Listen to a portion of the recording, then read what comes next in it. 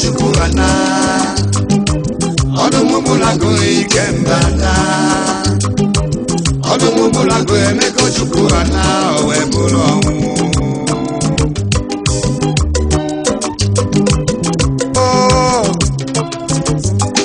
Onu na-agwa m eziokwu n'ọnwụ gburu di m emeka dị emeka Ojukw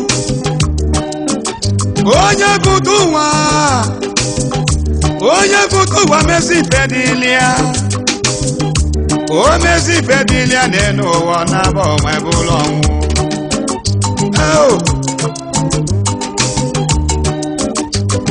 mmadụ za n'afọ n'elu ụwa zọ ọnwụ ebuka na mmadụ za n'afọ n'elu ụwa wee zazi ọnwụ bụ alili Igbo nwere oge na-enwe egwu enwe ikoro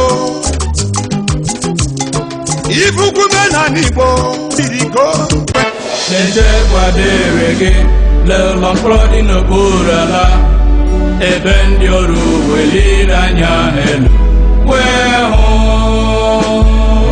ebube na-enwe m ịma m onye gasị elu ka ndị eji nwere onwe na ndị isi wee ụzọ eze bili wechie ka anyị bụ abụ ọṅụ enyewala eze ya ka anyị tie mkpu ọṅụ haleluya haleluya otonu onye nwanyị Obiafra Obiafra alaeze Chukwu n'ụwa Obiafra mmeri ga-adịrịrị mmeri mmeri ogidi anyị ụzọ ọkọlọtọ anyị na-efe mmeri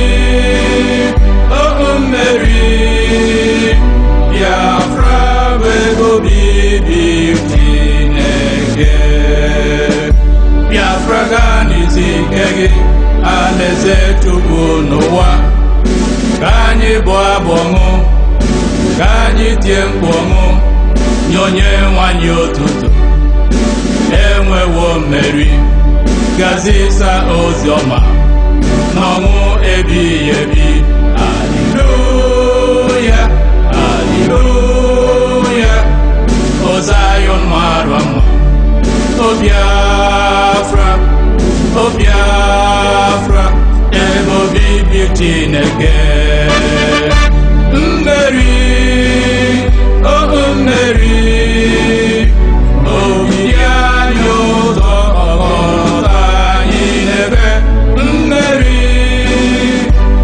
mmeri Biafra bụ obibi Chineke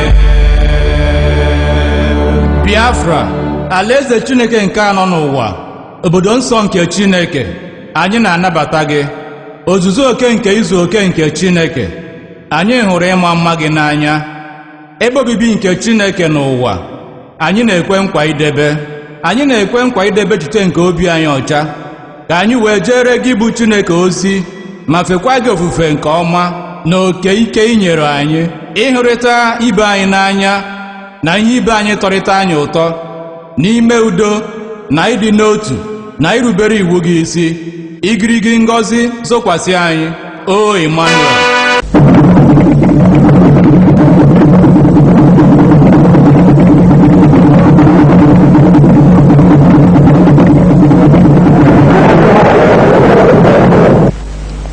Ill-prepared, poorly led, and ill-equipped, Biafran units were thrust into battle one after the other, and one after the other they were crushed. With the loss of the battle for the Cross River region, Biafra had lost its only land route to the outside world.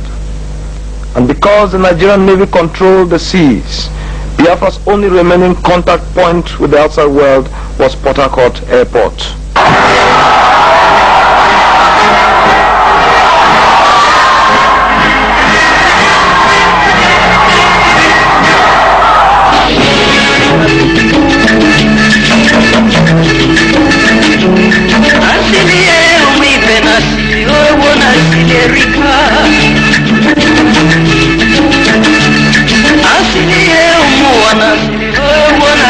nachoka umumwake nakatabulo na sede umumwanyi tukatabulo na sede umumwake nakatabulo na sede ebulo na sede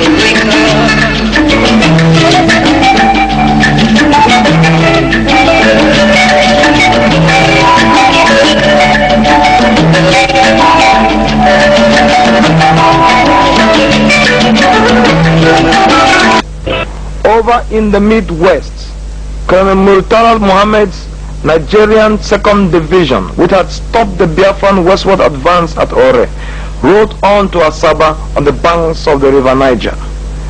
Now, Colonel Murtala Mohammed turns his eyes across the Niger at the priceless Biafran town of Onitsha, reputed as the largest market in Black Africa.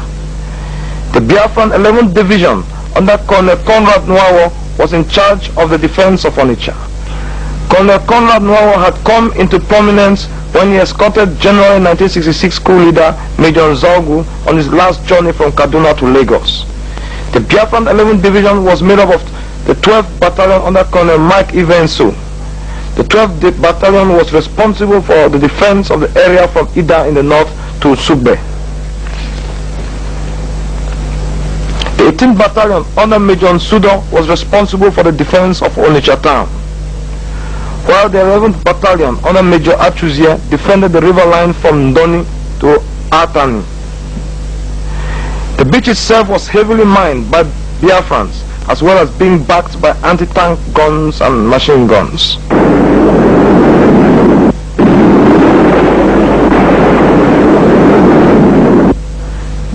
Because the Biafrans had detonated the multi-million pound Niger bridge, Colonel Murtala Mohammed was left with only two choices: to march north and cross the Niger at Ida in federal Nigerian controlled territory, as advised by Army headquarters, or to carry out an amphibious attack across the Niger. But such was Colonel Murtala's prestige within the army that he could ignore Army headquarters' advice. On the 4th of October, Murtala orders the artillery bombardment of Onitsha.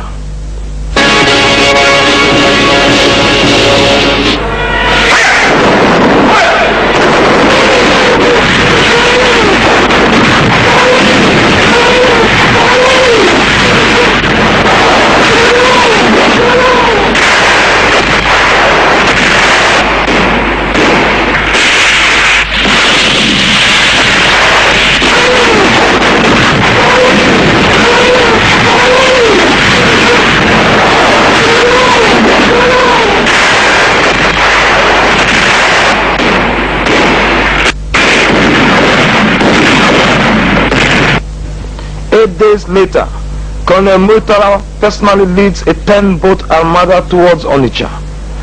The Biafrans resist stubbornly, but are forced to retreat in disarray.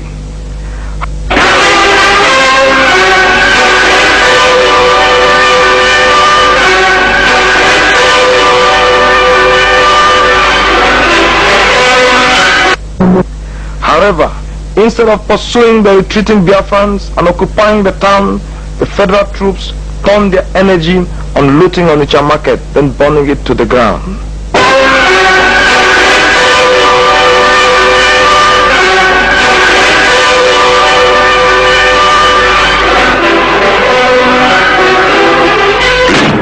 This gave the Biafrans time to reorganize and, of course, counterattack.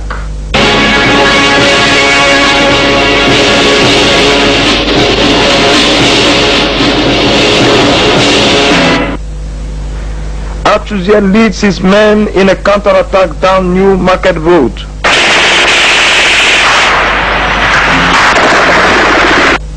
While another pincer under Major Nsudo swings down Old Market Road.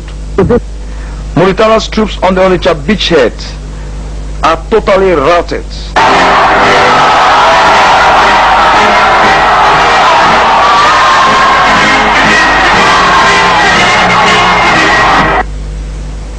Undaunted, Colonel Murtala orders his troops under Captain Inyang Basi to cross the Niger into Onitsha. Again, he is defeated. Adamant, Colonel Murtala orders Lieutenant Colonel Alani Akinrinade to carry out a third assault across the Niger on Onitsha. For a third time, Achuze's troops thwart the Nigerian attack. Only now did the folly of attacking Onitsha cross the Niger down on Murtala, and so Colonel Murtala Mohammed turned and headed north, then crossed the Niger at Ida.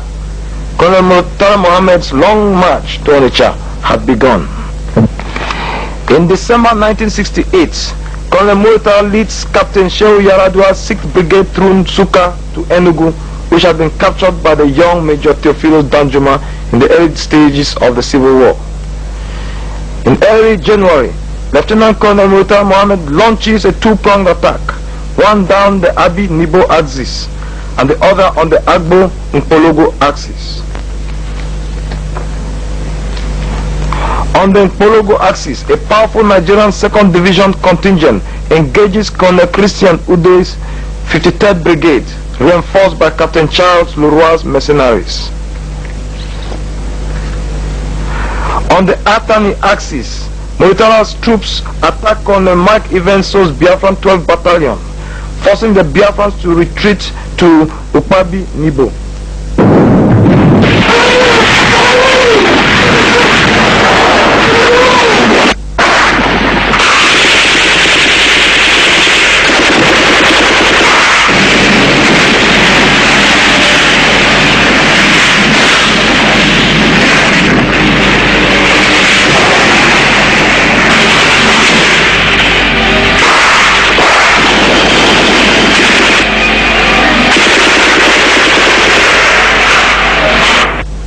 Inexorably, Colonel Murtala's formidable military machine rolled on, smashing through Biafran-made obstacles, including detonated bridges. A few weeks later, Captain Leroy, the French mercenary commander, is wounded and evacuated. Biafran 53rd Brigade troops panic and turn their weapons on their officers. Despite heavy casualties, in late January 1968, Murtala's troops storm into Udi, Colonel Ude's hometown. Within days after the capture of Udi, Murtala's troops capture Ozara, cutting off Colonel Frank Obiara's S Brigade and the Biafran 14th Battalion at Emene from the rest of Biafra. At this point, Ojukw sacks Colonel Ude and replaces the S Brigade commander, Major Obiora, with Colonel Timothy Onwatuegu. Supported by artillery and aerial bombardment, Murtala's division rolled on. Umudim, Amokwe, Oji River, Agwob, Ugwoba are all overrun.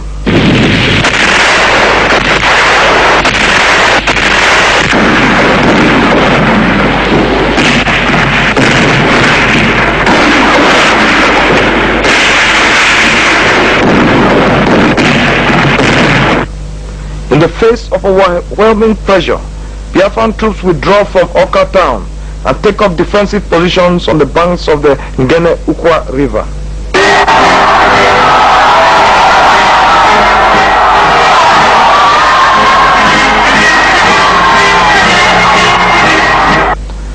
On January 19, 1968, the Nigerian 2nd Division occupied Biafran Army Commander Major General Alexander Madiebo's hometown, Oka. The road to Onitsha was open.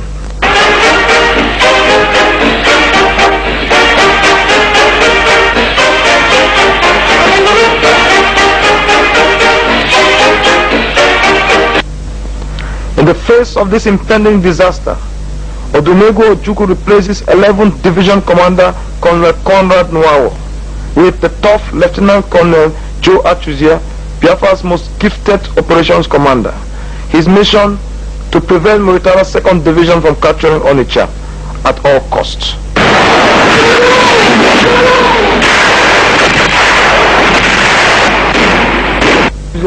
Every time Murtala's troops attacked, Achuzie's troops counterattacked. As a result, from late January up till mid-March 1968, Achuzie was able to hold the Nigerian 2nd Division around Dunukofia and Ifite-Ekpo, 14 miles from Onitsha.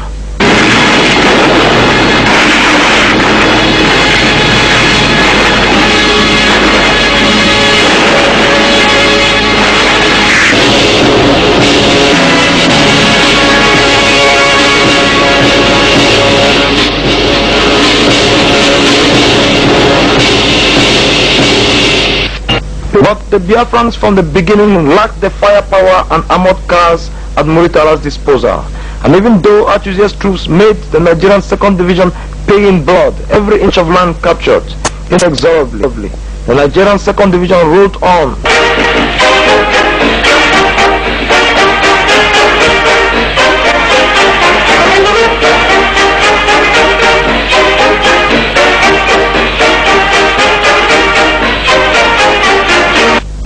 Through Abagana, Ogidi, Mpo, and finally Onitsha. The final battle of Onitsha would last 24 hours.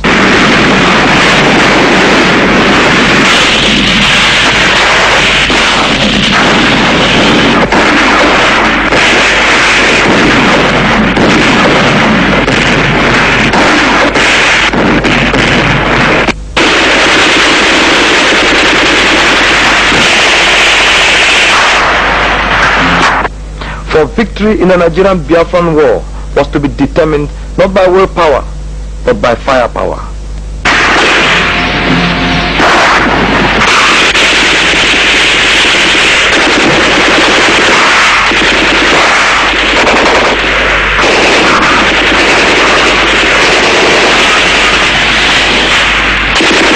Nigeria's Major Olurin would die in Onitsha. Defeated at Onitsha, the Biafran defenders of the town break into two. One group under Colonel Conrad Nwawo retreats south to Newi. The other, under Colonel Ojukw, marches to the Enugu-Onitsha road where they lay ambush. Due to the speed with which Colonel Muritala had raced into Onitsha, he was obliged to leave his stores and other supplies behind. Now a 102 lorry convoy from Enugu was on its way to Onitsha to deliver those supplies. At Abagana, 6 miles from Onitsha, the convoy falls into Ojukw's ambush. A Biafran locally made rocket is fired at a tanker at the front of the convoy, igniting an explosion which engulfs 100 lorries behind it, devastating the entire convoy. Abagana, Abagana, Abagana. The Abagana ambush will be the greatest ambush of the Civil War.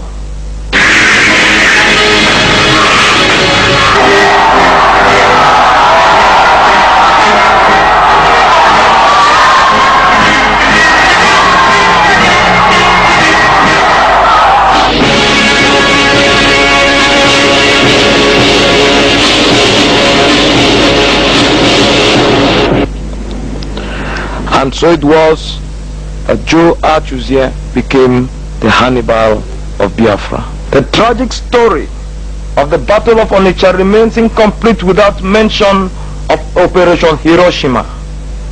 Since the beginning of the Civil War, there had been conflict between Biafran officers who had served the Nigerian army and white mercenaries hired by Biafra. To discredit the mercenaries, Biafran Army Commander Alexander Madiebo and Major General Philip Effiong convinced Ojukwu to force mercenary Commander Colonel Rolf Steiner to attack Onitsha through open terrain. As a result, against his will, Colonel Steiner moved his troops from their base at Madonna High School at Etiti near Umuahia and took up positions at Nkwele outside Onitsha.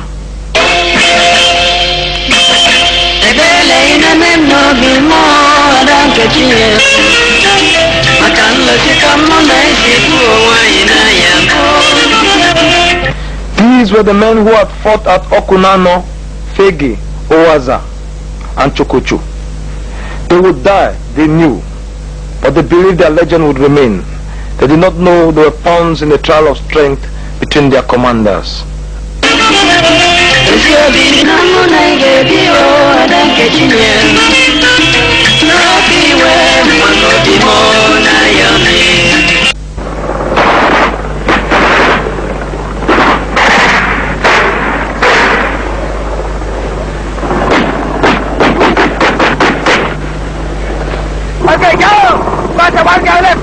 On the 15th of November, Steiner's commandos launched Operation Hiroshima, an attack on Onitsha across an open field.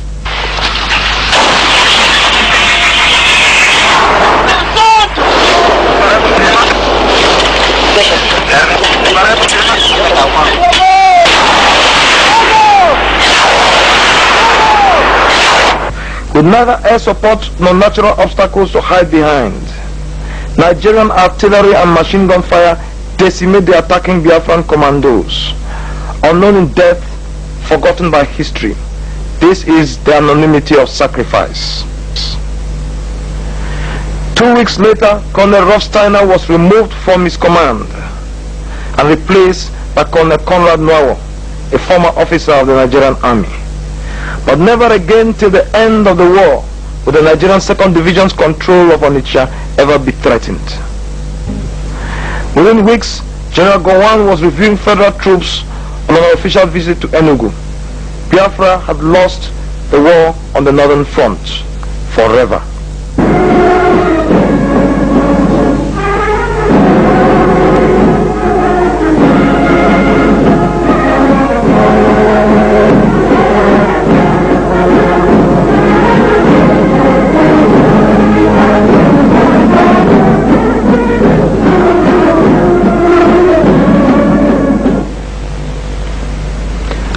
Following the defeat of the Biafran army in the Cross River region, the Biafrans regrouped the remnants of their troops into a Biafran 12th Division under Colonel Festus Zakaga. This 12th Division is divided into the 56th Brigade under Colonel Simon Ojukw, based at Ojukw, and the 58th Brigade, commanded by Lieutenant Colonel Ifeanyi Anyebo, based at Uyo.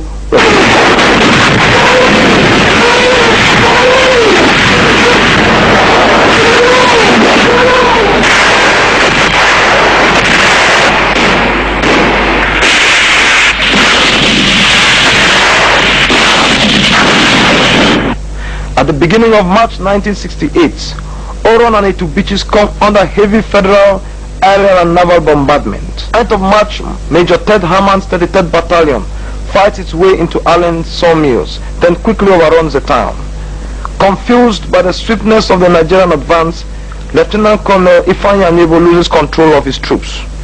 Consequently, hundreds of Biafran troops are cut off and forced to surrender when federal troops from Oron link up at Uyo with the Nigerian 16th and 17th Brigade from Itu. The 16th Brigade under Lieutenant Colonel Ojukw and the 17th Brigade under Lieutenant Colonel Shande stormed through Eket, crossed the Imo River and occupied Opobo town. With the Biafrans in retreat, the Nigerian 15th Brigade, commanded by Lieutenant Colonel Alani Akinrinade and based at Bonny, launches an attack on Port Harcourt.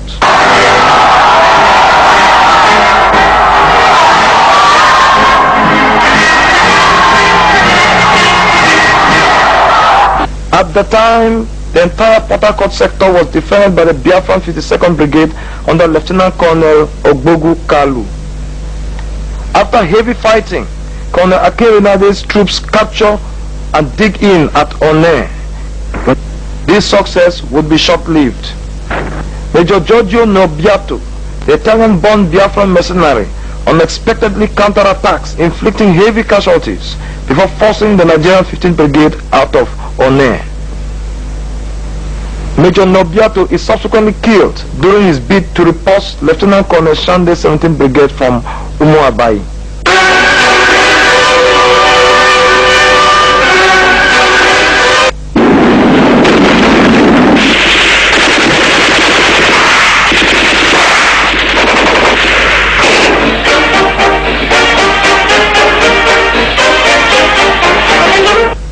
The Nigerian 17th Brigade follows up its success by capturing Afam, whose power station provides most of Biafra's electricity. And so darkness fell on Biafra.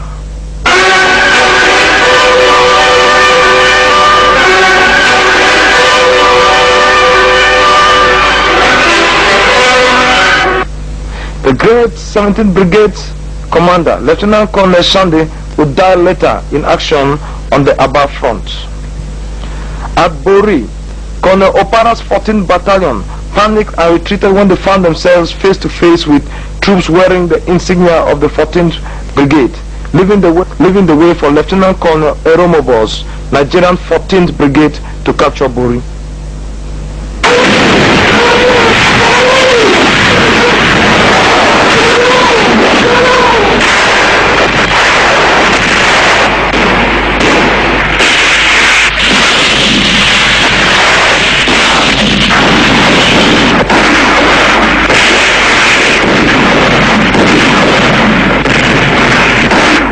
Biafran lines in the Port Harcourt sector crumble.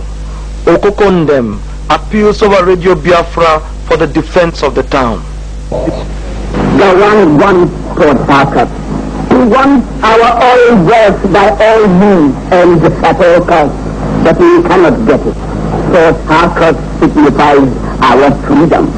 Port Harcourt signifies our resistance to barbarism, our faith in God, and our unflinching determination to survive. Ojukw replaces Colonel Ojukw with the legendary Biafran commander, Lieutenant Colonel Ojukw. Biafran resistance intensifies with the arrival of Ojukw. However, the Port Harcourt Biafran militia under Ojukw, after initially pushing back federal troops,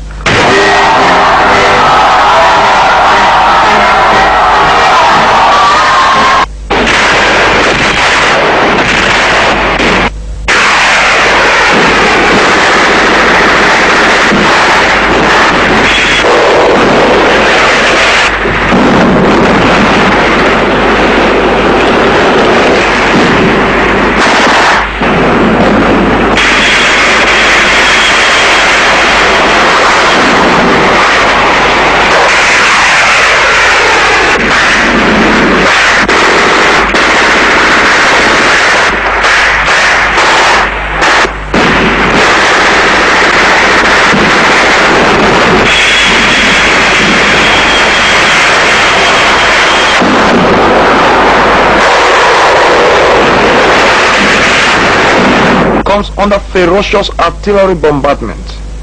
Unprepared, shell-shocked, they retreat from the Ojukw front, and the town is overrun by the Nigerian 19th and 14th brigades.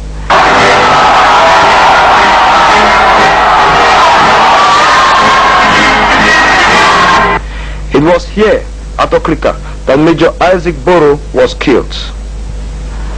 The battle for Port Harcourt was an unequal struggle.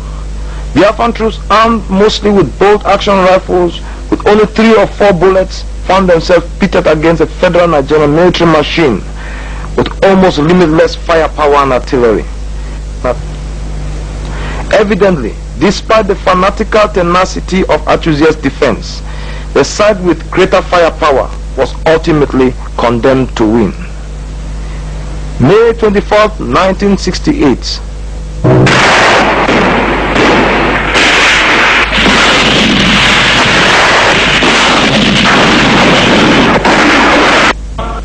Port Harcourt is subjected to extremely heavy naval and aerial bombardment. Battle rages on the outskirts of town.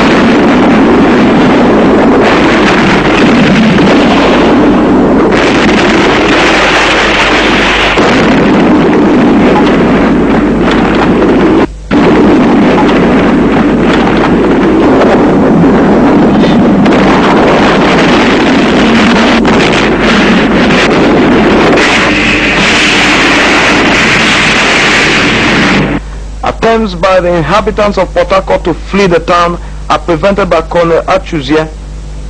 Ojukw is determined to transform the defense of Port Harcourt into a people's war, a fight to the last man. But by mid-May, Ojukwo's troops had been forced out of most of Port Harcourt town. The airport and army barracks changed hands on several occasions.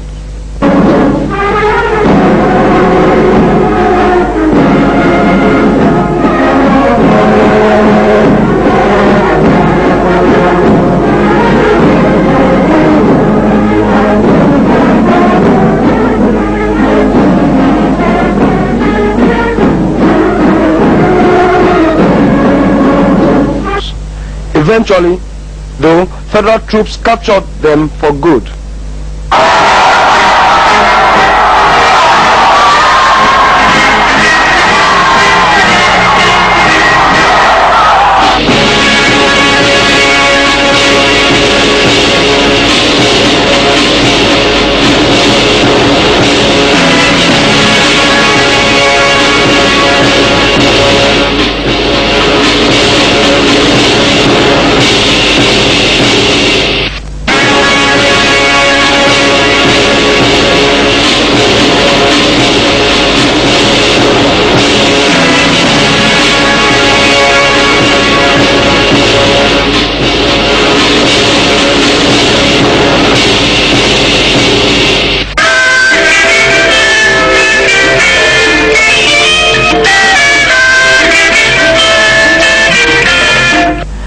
After the bulk of his troops had retreated from Port Harcourt, Lieutenant Colonel Joe Ojukw, an engineer in Port Harcourt before the war, fought on until he narrowly escaped being run over by an armored car.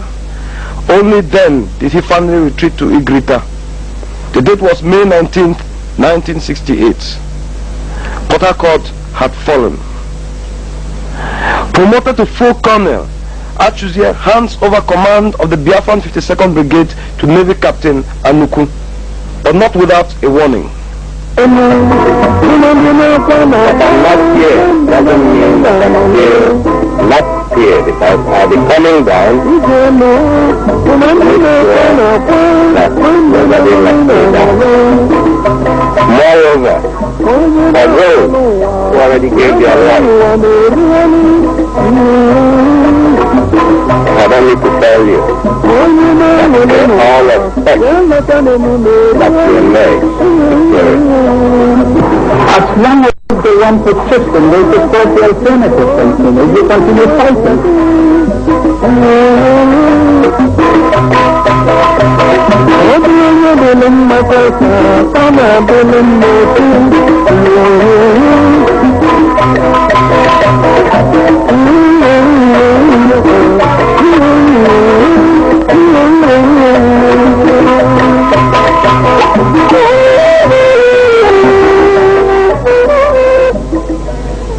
The 7th March 1969, Nigerian troops strike Biafran defenses at Ojukw and move towards Ojukw. A 480-man recruit battalion under Colonel Akaga, sent to stop the federal advance, engages the advancing Nigerian army at Ahaba and is instantly crushed.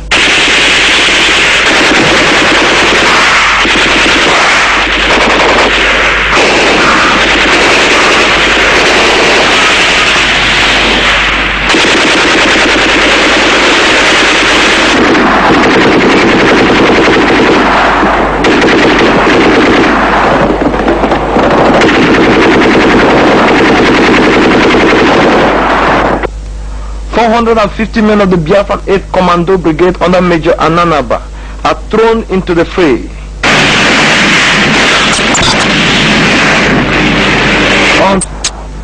Unstoppable, the Federal 82nd Battalion under Major Ibrahim Babangida pushes forward. They are supported by heavy aerial bombardment. Babangida's troops overrun Ojukw.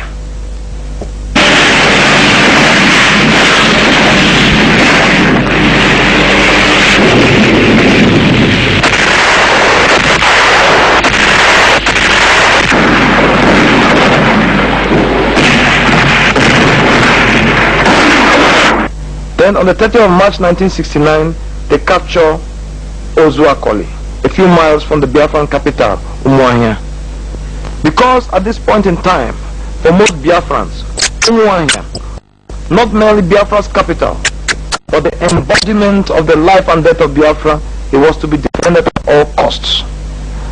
So once again, as the fate of Biafra hung on a thread, the legendary Colonel Joe Ojukw marched across country to Umuahia. Umuahia had become the rendezvous for most known Biafran commanders, including Lieutenant Colonel Timothy Ojukw, who turned up with troops of his strike brigade. On April 2nd, 1969, the Biafran army unleashes the might of its artillery at federal positions outside Umuahia.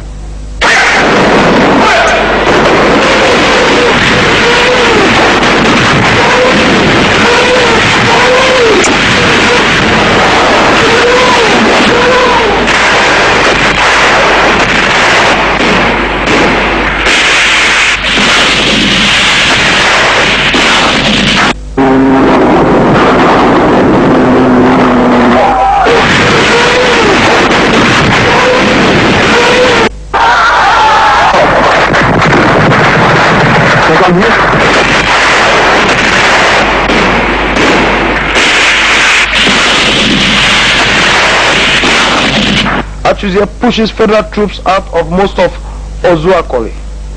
However, at Ojukw Bridge, federal troops regroup and halt the Biafran advance.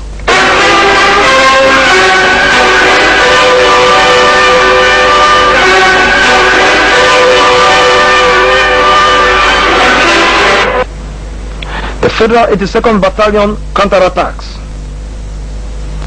However, its commander, Major Ibrahim Babangida, is wounded and evacuated. He is replaced by Major Maman Vatsa, who succeeds in forcing the Biafrans out of Ojukw. And so the Nigerian 1st Division turned the full might of its artillery on the Ojukw-Umuahia road. Because the Biafrans knew the Nigerian army traditionally advanced using main routes, the Ojukw-Umuahia road was heavily mined and backed up with obstacles, fell trees and ditches. An attempt by the Nigerian 25th Battalion to snatch Umuahia led to the Biafran decimation of the 25th Battalion. April 11, 1969, the Nigerian army calls in for air support. From Ojukw to Umuokpara and Emeke to Umuahia, a veritable tornado of bombs and fire ravaged Biafran control areas of the Umuahia sector.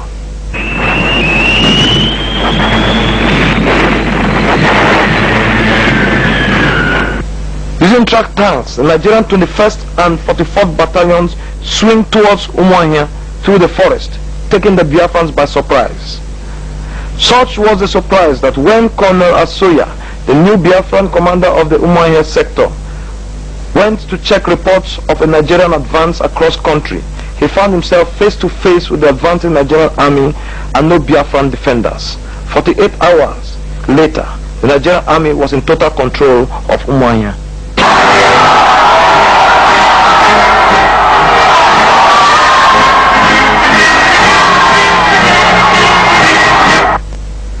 The loss of Umuahia was destined not to be Biafra's fatal last blow. For at Owerri, Colonel Utuk's Nigerian 16th Brigade had been cut off from Colonel Adenkule's 3rd Division. The second in command, Major Ted Haman, had died in action. A concerted attack by Colonel Asoya's Biafran 60th Brigade, moving from the west, Major Igweze's 52nd Brigade from the north, and the 68th Battalion of Colonel Onwatewu's Strike Brigade, moving from the east, forced Lieutenant Colonel Ojukw to order his troops to fight their way out of the town. That same day, the Biafrans reoccupied Owerri. The capture of Owerri greatly overjoyed the inhabitants of the ever-decreasing enclave of Biafra. On Thanksgiving Day, 1st June 1969, Ojukwu proclaims the Ahira Declaration, a document which condemned corruption in Biafra, called for self-reliance, social justice, and loyalty to Biafra.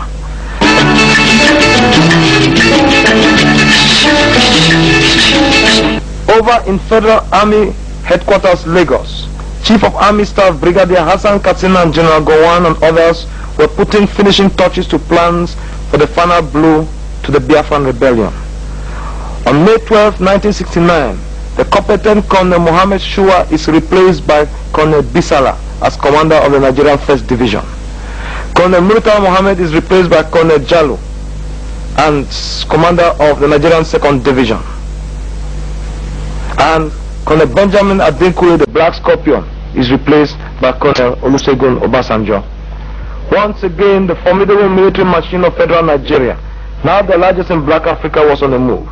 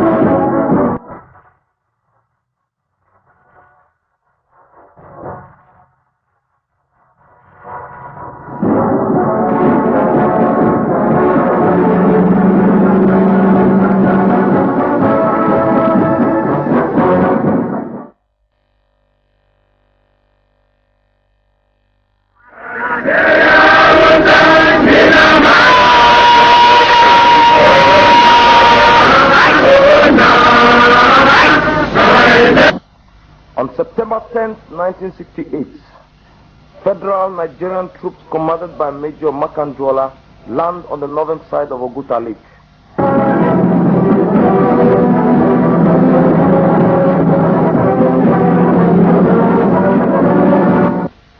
By sailing up the Orachi River to Oguta, Makanjuola's 15th Brigade had bypassed Lieutenant Colonel Asuya's Biafran 60th Brigade responsible for the defense of Oguta. The Nigerian 15th Brigade was therefore able to capture Oguta without much of a fight. This masterstroke suddenly put Nigerian troops within 6 miles of Uli Iyala airstrip, landlocked Biafra's only lifeline.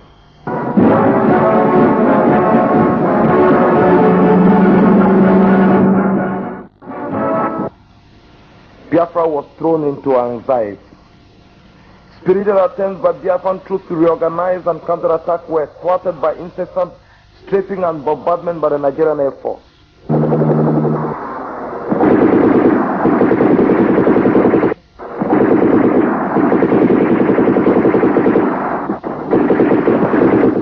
However, on September 12th, Biafra's most resourceful operational commander, the indomitable Colonel Joe Atuzie, arrives Oguta sector and takes over Biafran operations there.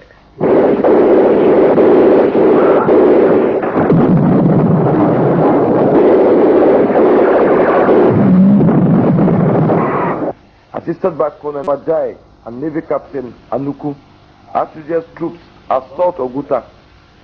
The fighting is pitiless and fierce. In the end, the Biafran attack is repulsed.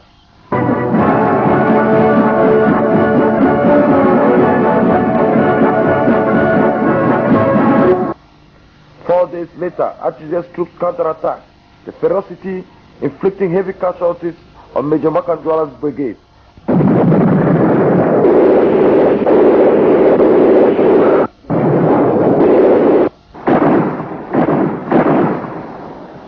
And so 6 days after capturing, Nigerian 15th Brigade is forced to retreat from Oguta. Had the Nigerian High Command taken advantage of Major Makanjuola's smart move by giving him all the support possible, the Nigerian Civil War would have ended in September 1968.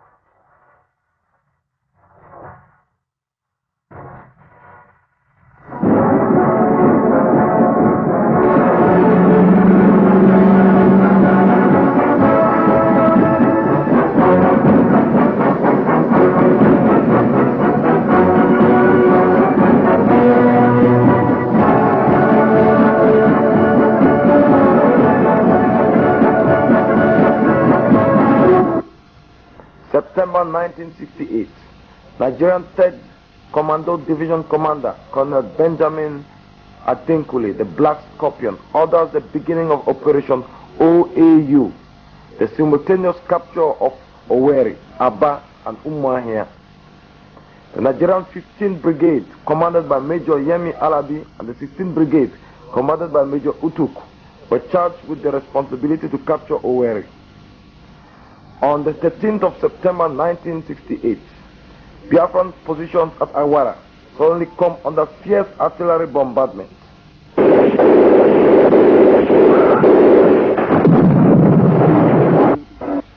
At the time, Owerri was defended by Colonel Nwajai's Biafran 14th Division.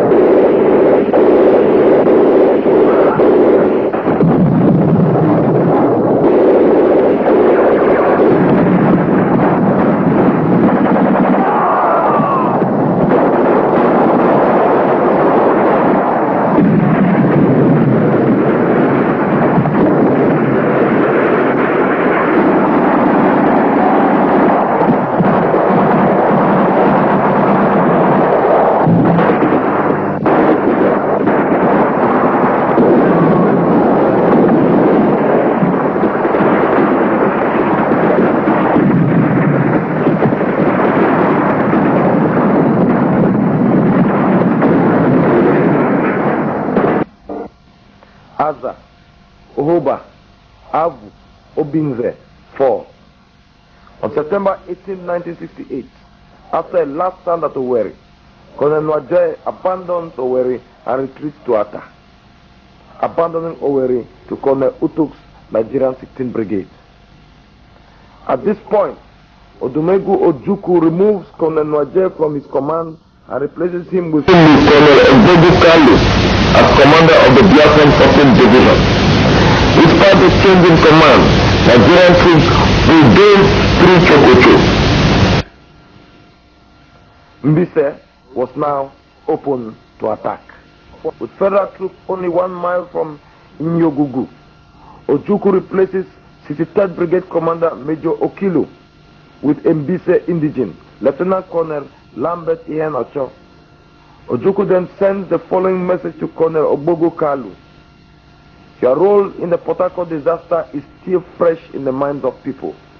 You will clear the enemy from Mbise within 24 hours or submit your resignation from the army.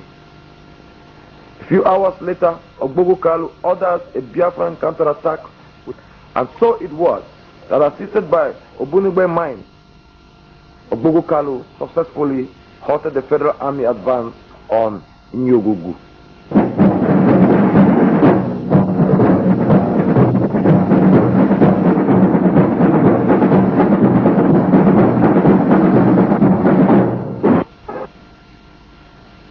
Over in the Ojukw sector, the 5th, 21st, and 22nd Battalions of Colonel Mohammed Shua's Nigerian 1st Division, moving up the Ojukw road, stormed Biafran 53rd Brigade along the river line at Agunta.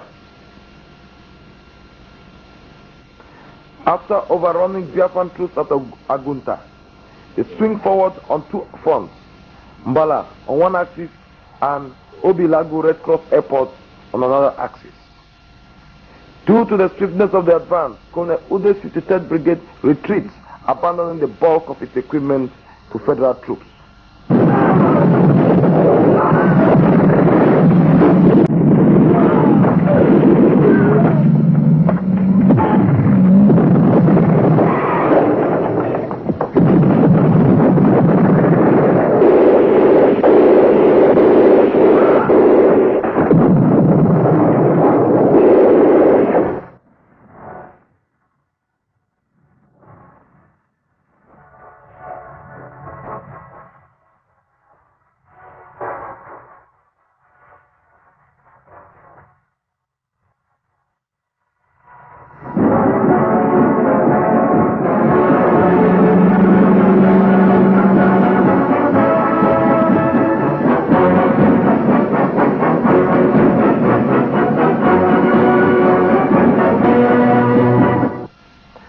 21st of September, Obilago airstrip is captured by Nigerians to the 2nd and 44th Battalions. A spirited effort by Biafran commandos led by Colonel Atuzie aimed at clearing the airstrip is repulsed. On the 30th of September 1968, after smashing through Biafran defenses at Ngodo, then Ihube, the Nigerian 21st Battalion commanded by Captain Wushishi outflanked Colonel Conrad Nwawo's Biafran 13th Division and captured Ojukw town.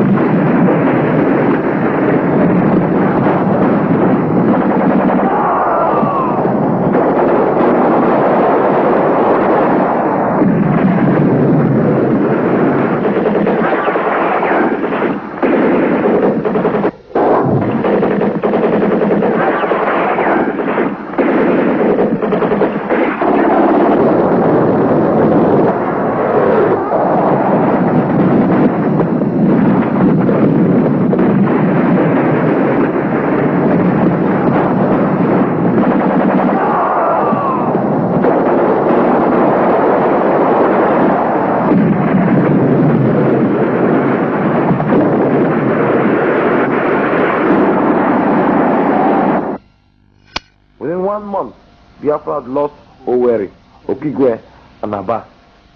However, by December 1968, the Nigerian 16th Division had virtually been surrounded by Biafran forces at Owerri. At 7 a.m. on December 5, 1968, Colonel Asoya's 60th Brigade goes on the attack. Ogbaku, Obudi, Obigwe, Ohoba are cleared. Mbirichi is captured by the Biafran 68th Battalion.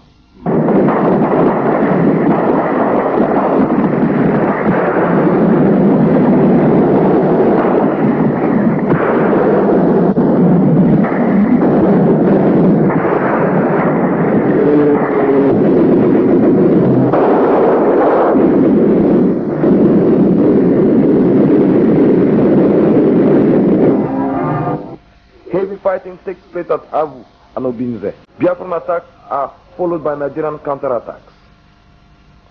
On January 6, 1969, Obinze is recaptured by the Biafran.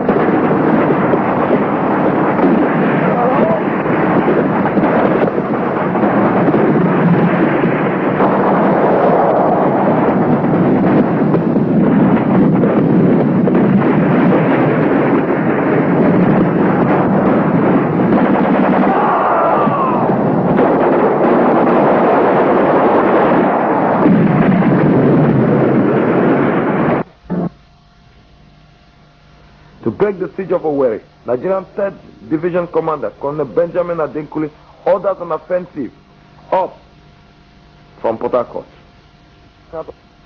From Elele, the Nigerian army pushed northwards on the Omanelu Ojukw road and the Elele Ubimini Awara roads. By the end of March, the Nigerian army had overrun Ojukw and Aza, 20 miles from Owerri.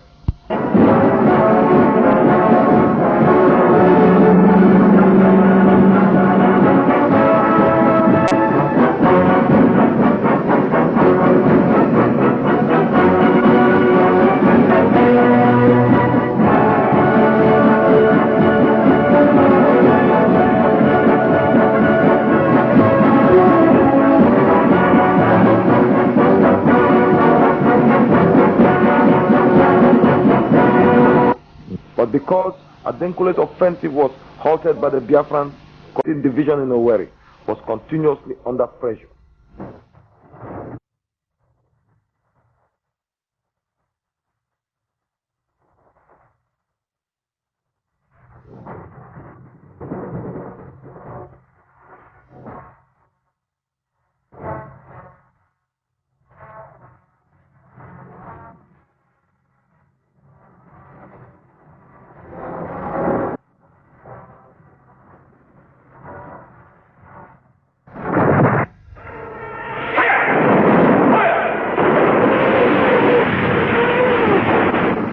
They were running out of food and ammunition, for airdrops by the Nigerian Air Force were inefficient.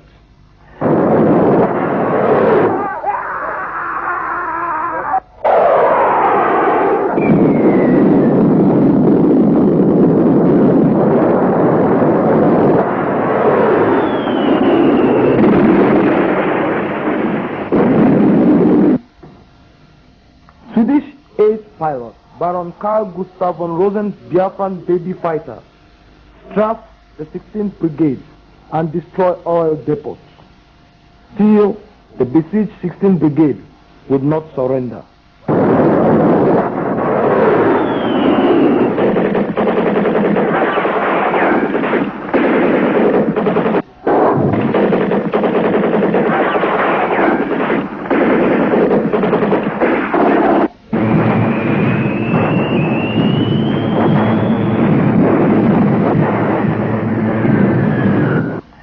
Second in command of the brigade, Major Ted Haman, had been killed in action. He was replaced by an equally competent officer, Captain Mohammed Buhari. Despite the siege, the Biafrans were unable to break the Nigerian 16th Brigade's defenses at Owerri.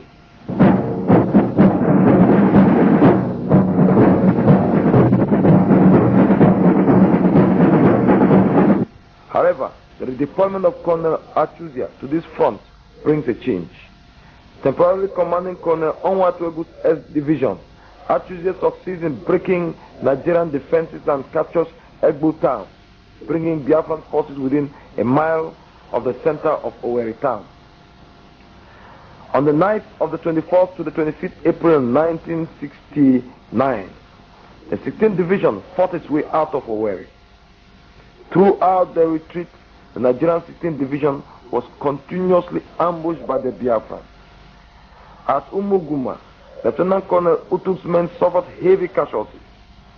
Still, the Nigerian 16th Brigade successfully fought on, breaking through Avu, before finally arriving Nigerian 3rd Division forward positions at Ohoba.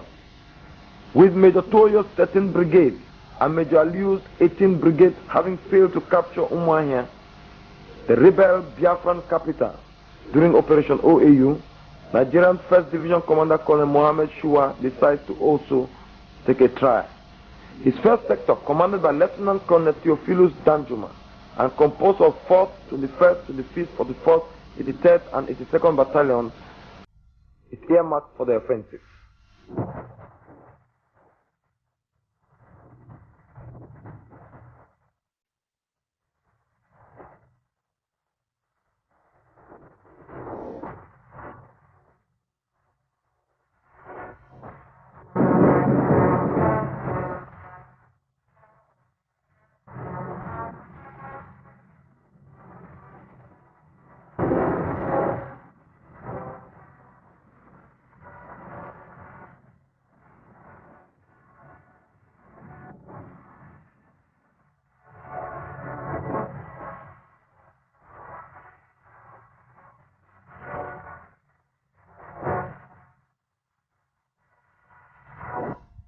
At the time, Umuahia was defended by Lieutenant Colonel Ohanehi's Biafran 13th Division, composed of the 64th and 55th Brigades.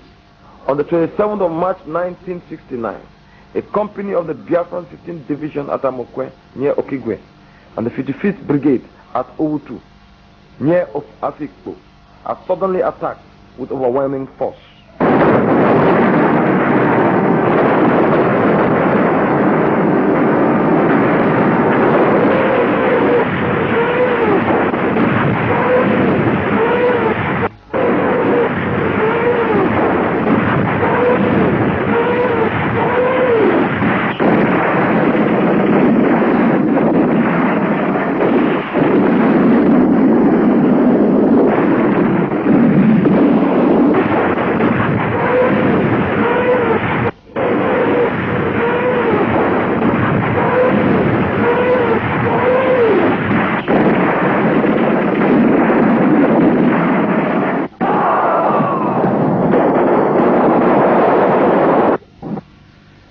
Piercing through a gap in the defenses between 64th and 55th Brigades, the Nigerian 1st Division troops bulldozed their way through Owutu, Nguzu, towards Ahaba.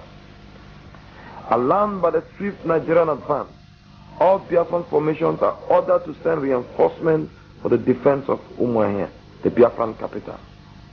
Before the Biafran reinforcements arrived, Major Ibrahim Babangida's 82nd Battalion had captured Ojukw. Colonel Joe Achuzie, the Hannibal of Biafra, is brought in to lead Biafran forces.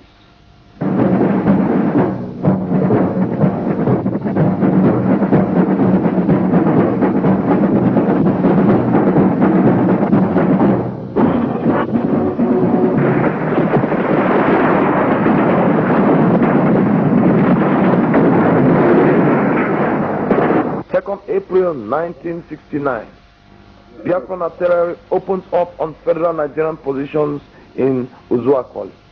The Nigerian army replies with self-propelled artillery guns. Artillery replies artillery. During the ferocious fighting that ensued, Nigerian 82nd Battalion Commander Major Ibrahim Babangida is wounded and evacuated. He is replaced by his second-in-command, Major Maman Vatsa, who counterattacks with armored cars and artillery.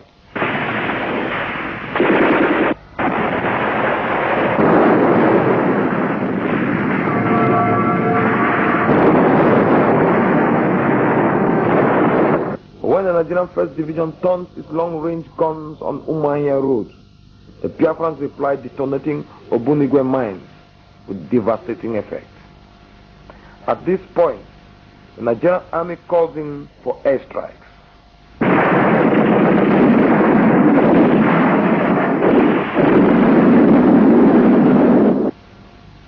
From April 11, 1969, the most effective and devastating use of air force was displayed.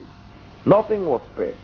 Massive and ferocious bombing transformed the route from Ojukw to Umuahia into a veritable tornado of fire.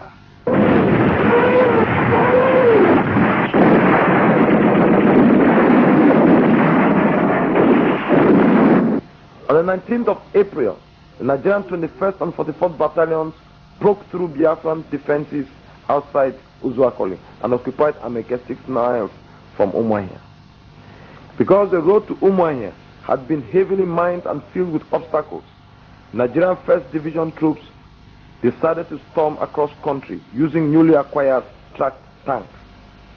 As such, Colonel Asoya, who had taken over from Colonel Onwatuego as commander of Biafran forces defending Umuahia, discovered too late there were no Biafran troops in place to stop the Nigerian army. On April 22, 1969, the Nigerian 21st Battalion occupied Umuahia.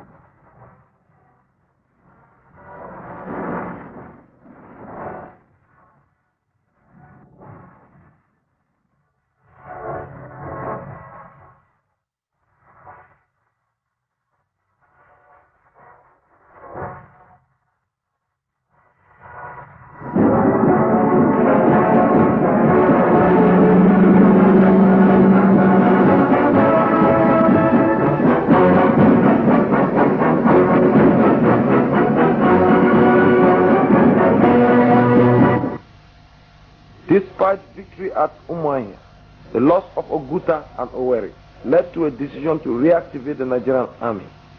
Accordingly,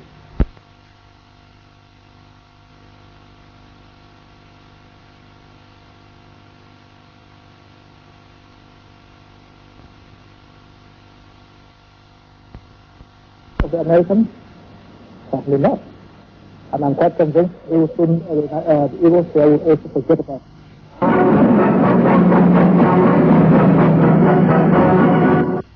Colonel Bisala replaces Colonel Shua.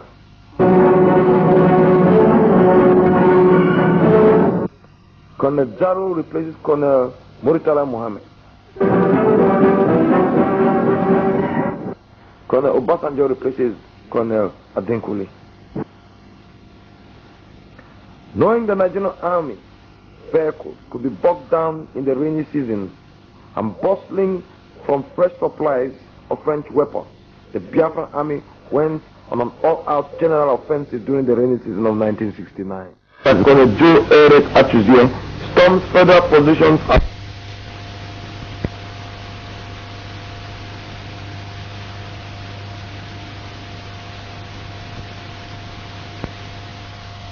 oilmen at its headquarters in Oraifite, and it is discovered the Biafrans had killed 10 oilmen in the gun battle at Kwale.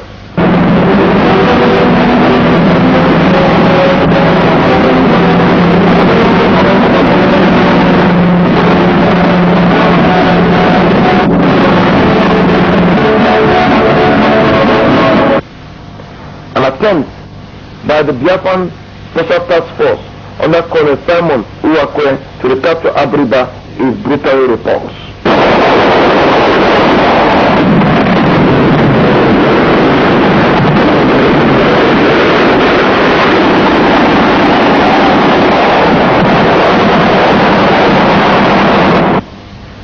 Then, in June 1969, Colonel Tony Eze's 12th Battalion launches a surprise attack against the Nigerian 17th Division in the Aba sector.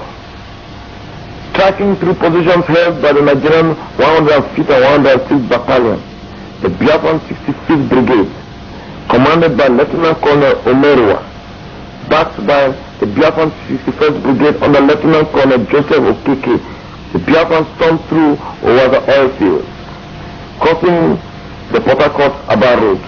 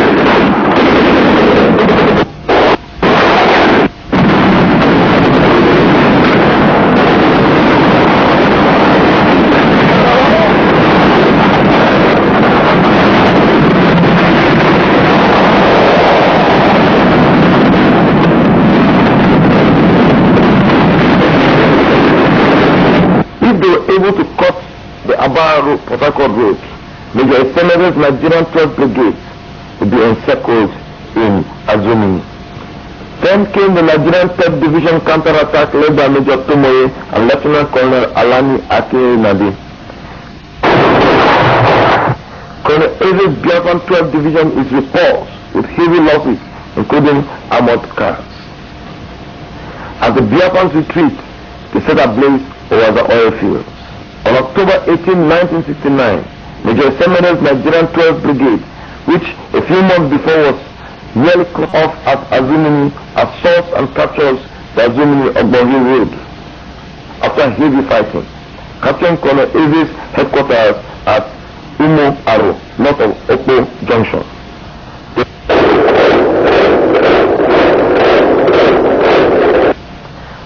13 October 1969, the 13th Brigade of Colonel Obasanjo's Nigerian 3rd Division crosses the Kwaibo River on the Kotapene-Aba Road.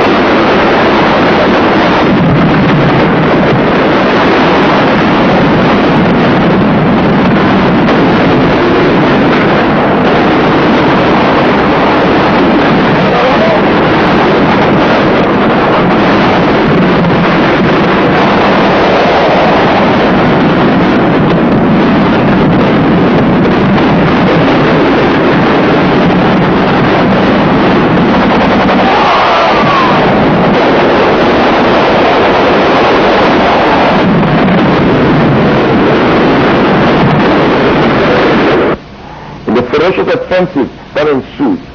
The commander of the Nigerian 8th Battalion leading the advance on Aba Road is killed.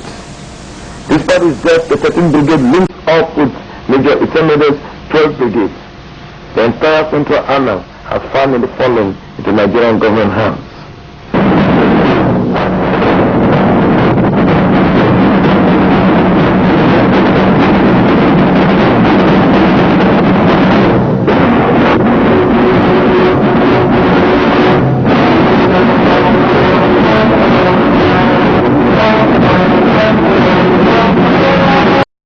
With increased British support, the Nigerian Federal Forces launched their final offensive against the Biafrans once again on December 23, 1969, with a major thrust by the 3rd Marine Commando Division.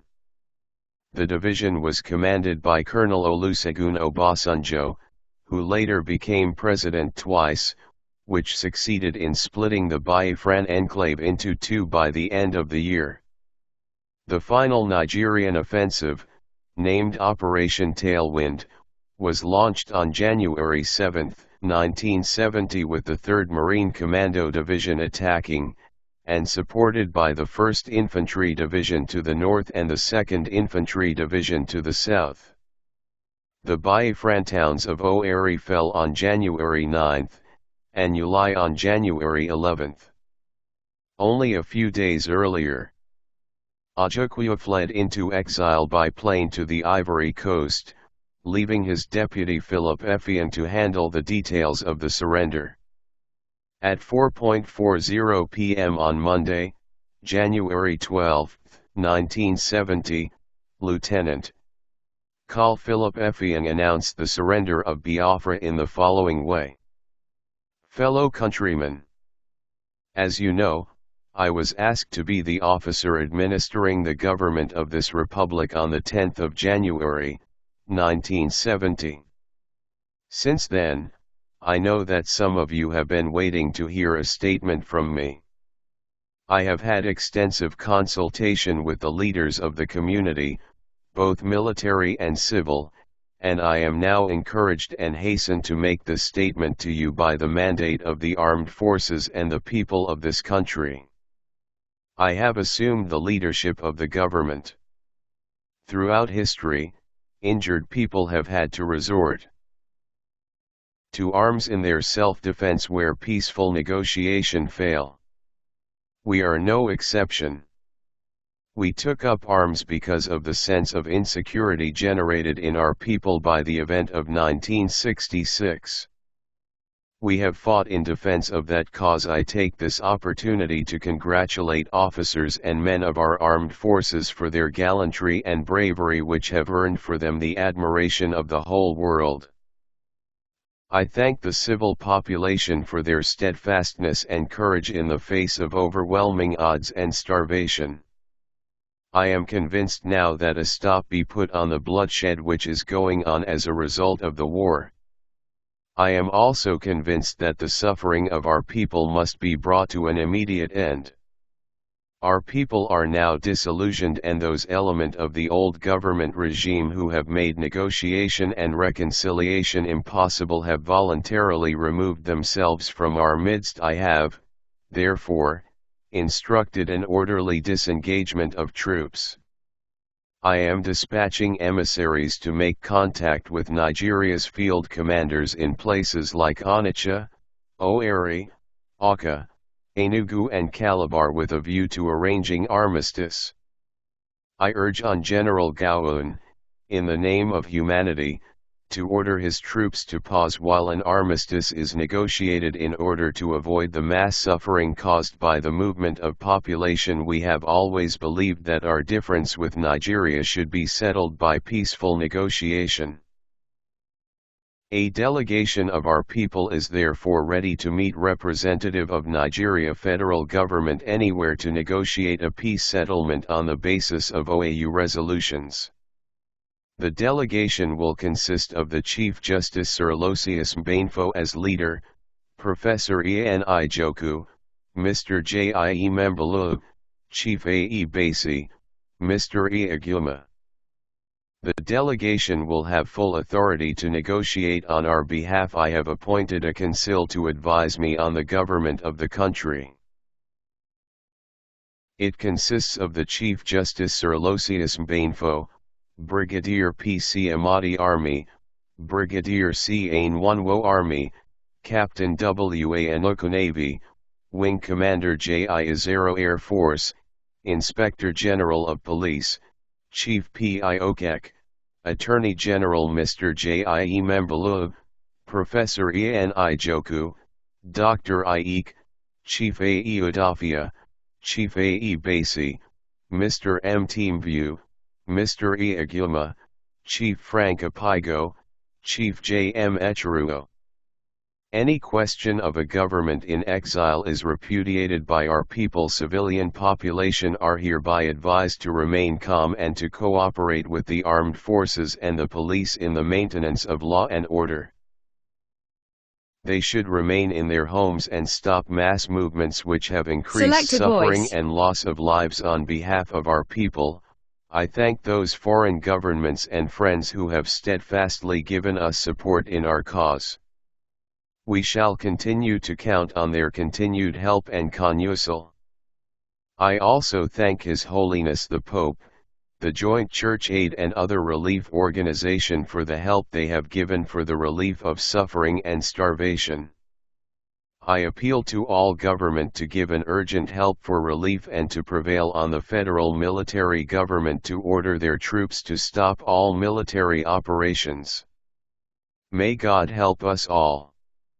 Nyameka El-Anek wrote, General Effiong's handling of Biafra's surrender is one of the most tactical and devoted maneuvers ever seen on the Nigerian scene. Those who do not appreciate the depth of it may not have appreciated what was at stake as Biafra capitulated. Many observers had expected wholesale retribution at war's end.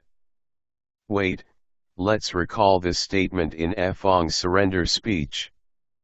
Our people are now disillusioned, and those elements of the old government regime who have made negotiation and reconciliation impossible have voluntarily removed themselves from our midst. Some would say the statement was referring to Ojukw for refusing to listen to Dr. Nnamdi Azikiwe's advice, to settle matters on a conference table. Some may wonder what Nnamdi Azikiwe, the Nonzik of African, did during the war, so we will covering that in our next video. So subscribe to our channel, and click on the bell button to be the first to know when the video is posted. The surrender paper was signed on January 14, 1970 in Lagos, and thus came the end of the civil war and renunciation of secession. Fighting ended a few days later, with the Nigerian forces advancing into the remaining Biafran-held territories, which was met with little resistance.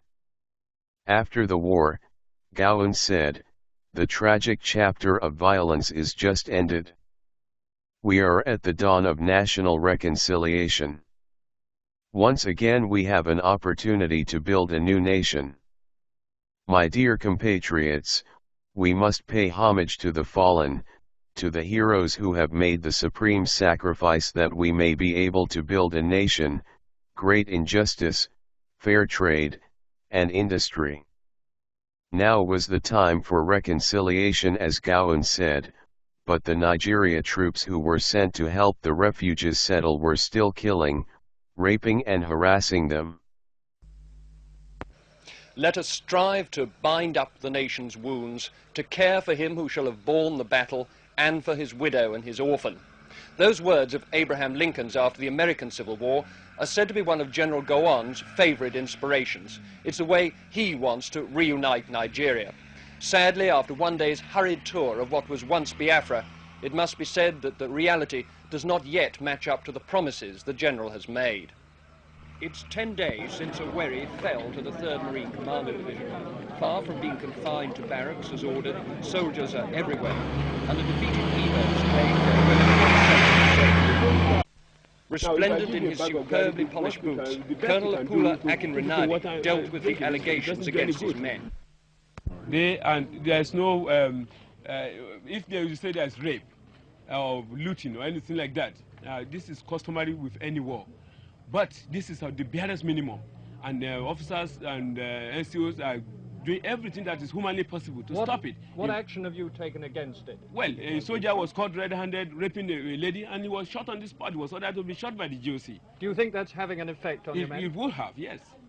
It would have. Food supplies have only just arrived in Ojukw under the Army's protection, and, it seems, sometimes for their use. The Nigerian Red Cross, here represented by an Austrian team, has only 3 trucks to deliver and distribute food to what it fears may be 1 million people in the Ojukw area who are in need. Incredibly, the international military observers seemed satisfied that the post-war situation was satisfactory. They appeared not to take the allegations against federal troops seriously. Have you listened to any accusations of rape and looting? None at all? No. What do you mean with that today? You've seen no evidence of looting? I don't know whether it's looting or whether it's somebody that's throwing the stuff away. Looting and rape? Beg pardon? Have you heard anything about rape? No. I'm sure there has been some. You heard that officers have been... we're not trying to say that all armies don't do this, Brigadier, but we're simply... I tend to find it rather curious that you tend to deny that this occurs at all, whereas... I'm not denying that it occurs. But you don't particularly ask for it, do you? No. Because I know it occurs. Yeah, well... Have you seen anything that differs from what you put in your last report? No, we've seen no reason to alter our report. There will be additions to it, but not alterations. What's your impression? It was apparently the Igbo's own fault that they were not being fed. For example, all the way up and down the road, there are people with, carrying food on their heads. I mean, there doesn't appear to be any restriction of movement in this area. No.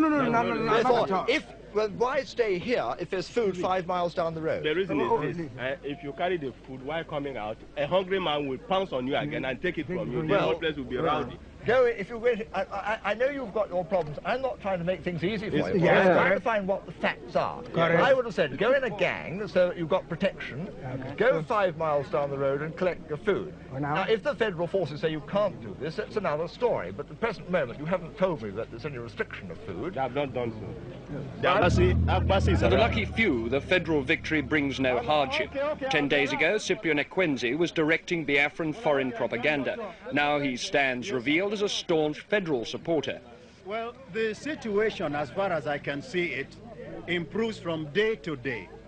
At the very first, there was a general scramble away, and gradually, from the way that the troops are behaving, people are gradually beginning to have some confidence and to believe that after...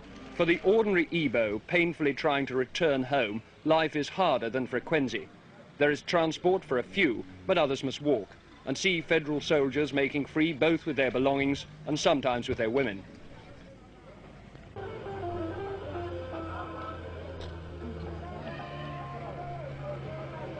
By the standards of African conflict, the Igbos are lucky. They've not been massacred as they were in the north before the war, nor is this likely to happen.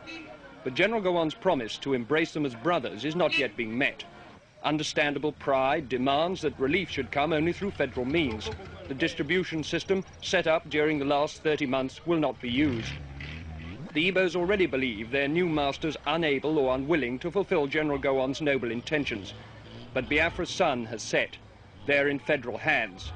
The outside world can only try to persuade those hands to deal mercifully and more speedily with the defeated.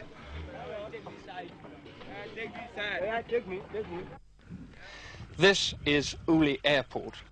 More than the fall of any of Biafra's main towns, Ojukw, Port Harcourt, at the last Owerri, the collapse of Uli meant the end of Biafra. For it was here that almost every night up to 300 tons of food for the starving and arms to sustain secession came into this rebel stronghold. That's why the federal side will now not allow it to be used to bring in relief supplies, because it's too closely identified with the whole concept of Biafra. I remember it, of course, in the dark at night, as every other journalist and relief worker who flew in here does. It was pouring with rain when we landed, and I remember that the trees on either side of the wing seemed to rush past incredibly close to us, lit very dimly by the improvised oil flares at the side of the runway. And then while the porters unloaded the relief supplies, we went through the rather comic customs proceedings. And really that's all I've got left. Biafra stamp in my passport, a 5-shilling Biafran note. It's all over, for good or ill. This is Richard Lindley, East Central State, Federal Nigeria. Chief Obafemi Awolowo, the creator of the blockage and starvation plan used by the Nigeria government during the war, was now Nigeria Minister of Finance and was in charge of settling the financial issues, which was how the Biafrans who had money in the bank before the war would get their money back. Obafemi Awolowo then gave to all Biafra who has money in the bank £20, no matter the amount you had in the bank, all you got was £20, and all Biafrans' properties in the west and north were taken over by others. At the end of the war, the Biafran lost all its wealth, and the £20 they were given was to cripple their economy. Years have passed and the lesson of the war were not yet learned, for many Igbos have failed to forgive and forget, which lead to many other agitations for Biafra, like the recent IPOB agitation, headed by Nnamdi Kanu. Thanks for your time. Please don't forget to subscribe to our channel for more videos. Our next video will be on the contribution of Ojukw African to the war. And after that we will look at how the Eastern people raised back to become one of the richest region in African 50 years after the war. Goodbye, please subscribe and click on the bell button for more videos.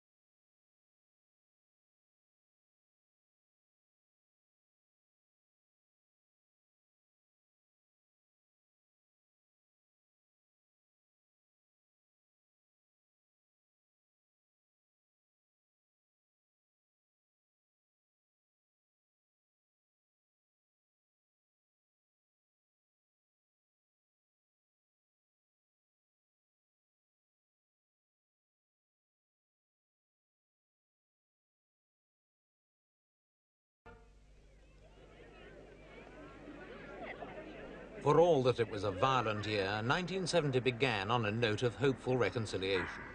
Therefore, the Igbos have got nothing to be afraid of. They can rest assured that they have got a part to play in rebuilding the new Nigeria, which has just been born. Now, let them come. Let them join hands with us, wherever they are. General Ojukw Gowon, head of Nigeria's military government, speaking after the end of the Nigerian Civil War.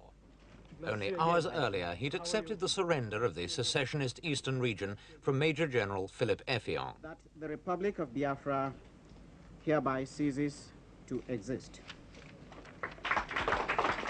During the last days of the final Nigerian assault, the Biafran leader, General Ojukwu, had slipped silently away into neighboring Ivory Coast, his dreams of an independent Igbo nation shattered forever.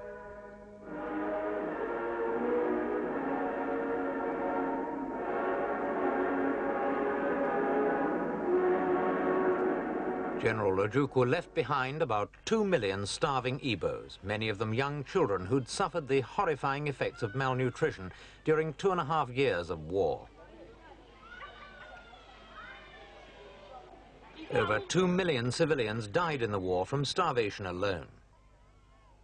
With damage to property estimated at several £100 million, it was clear that the task of reconstruction was going to be immense. But as one civil war ended in Nigeria, the foundations of another were being laid in the Middle East through the activities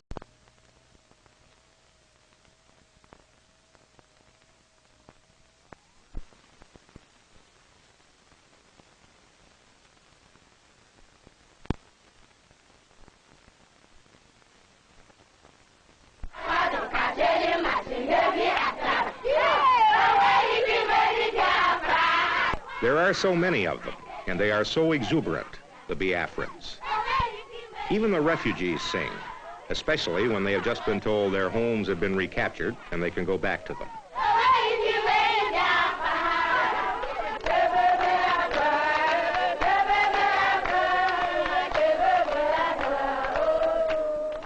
They sing when they get their daily meal.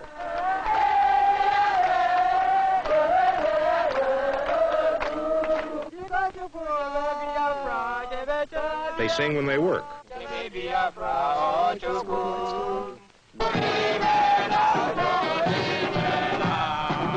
They sing when they practice army marching. No guns, no shoes, but a song that goes something like, "Thank you, General Ojukwu, for giving us the medicine with which to fight our enemies instead of being murdered in our beds."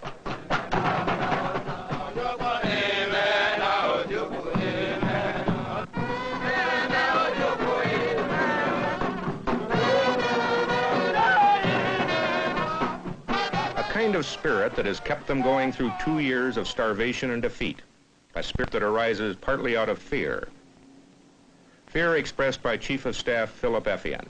I am sure that if the Nigerians can control our links with the outside world, our radio links and our air links, so that we are completely cut off and they are in control of everything here, I am quite certain that they will really go to town and murder everything in sight. A spirit and a self-confidence that has kept trucks rolling somehow, armies growing somehow, life organized somehow, in a nightmare period in which 1 out of 10, at least, of all their countrymen have died of starvation. This is Lagos, capital of all Nigeria except Biafra. It is difficult to imagine that this is the headquarters city of a military government mobilized to fight a bitter civil war. But there is hardly a uniform in sight. The fact is that Nigeria is not really mobilized. Only a few thousand square miles of a nation more than 100 times that big are touched by that war. There are no shortages. There is no starvation.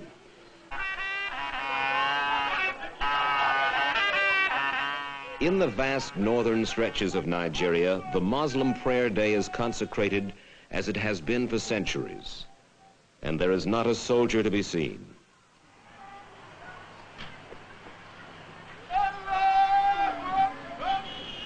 "800 miles away at the University of Ibadan, the student body last week was preoccupied with final examinations.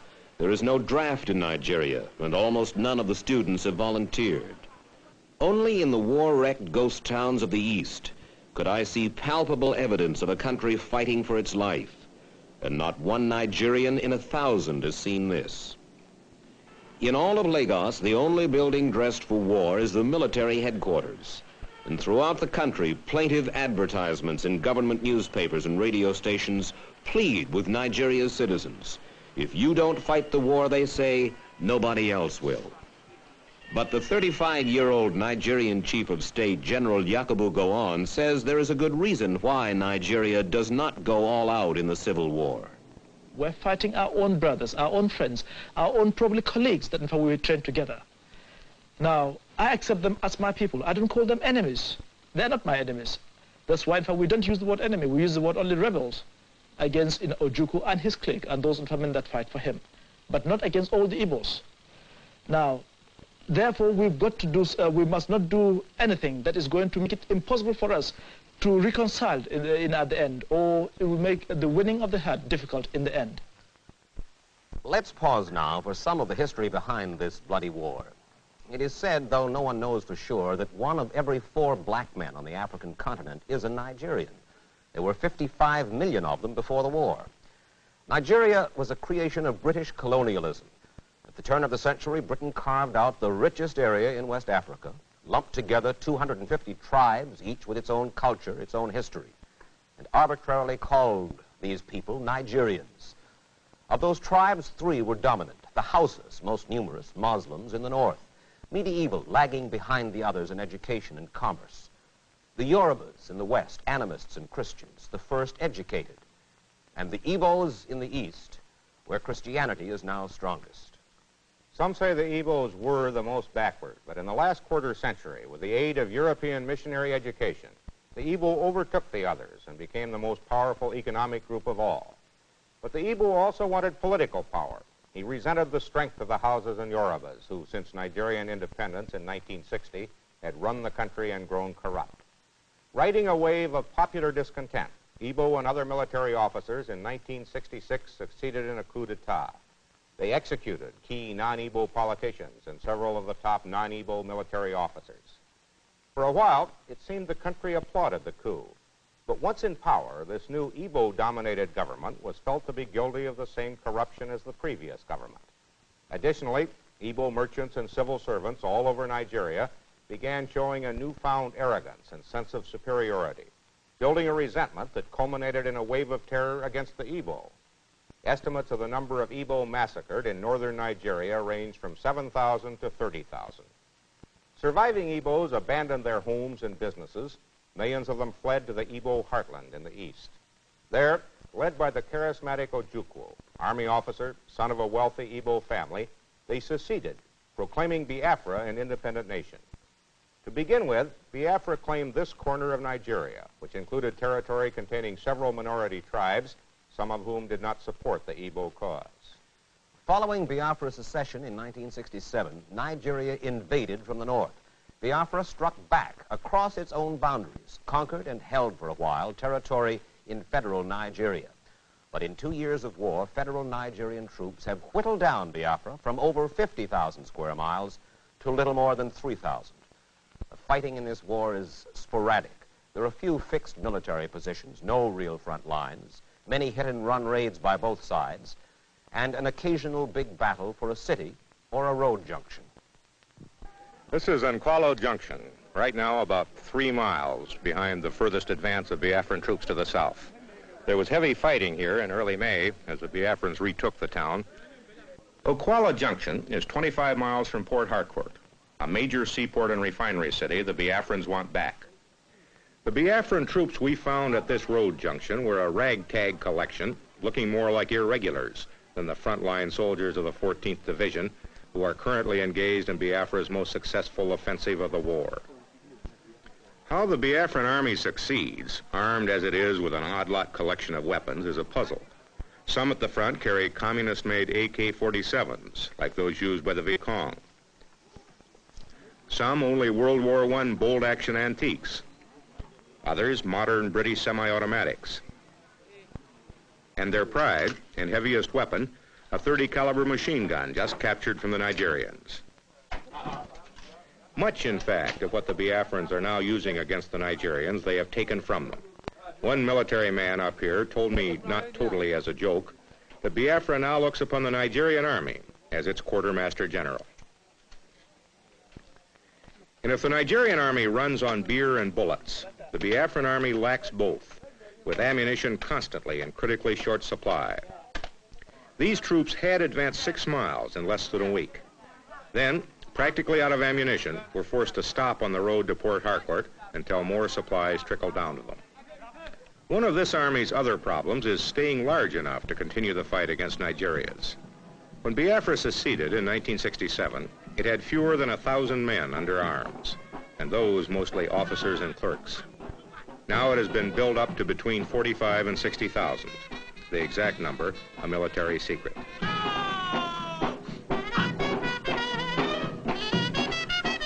Volunteers made the original army build-up easy.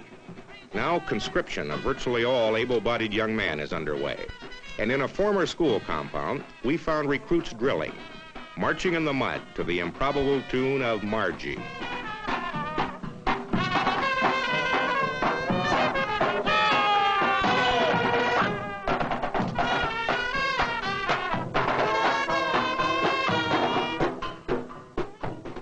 These new soldiers are also taught the rudiments of jungle warfare and ambush, to be used against an enemy which holds most of Biafra's major cities, several vital road links, but not too much of the countryside. The training is basic, but effective. We're going to stop us right by the shoulder here, and we want to defend it. Go.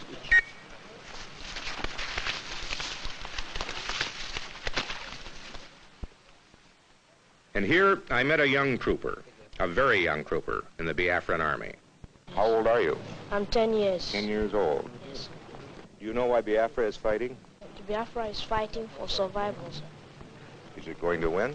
Yes, sir.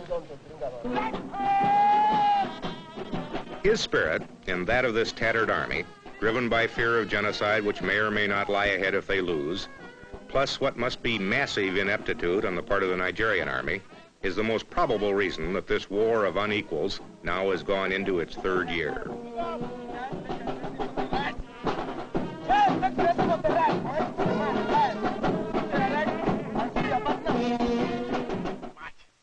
Nigeria before the war had an army of just 6,000, and they were professionals, their officers trained by the British.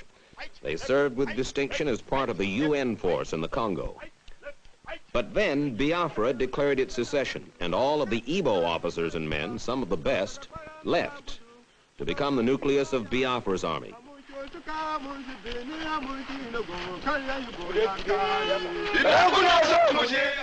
In just the past 2 years, Nigeria's army has exploded to 14 times its original size, to 85,000 men.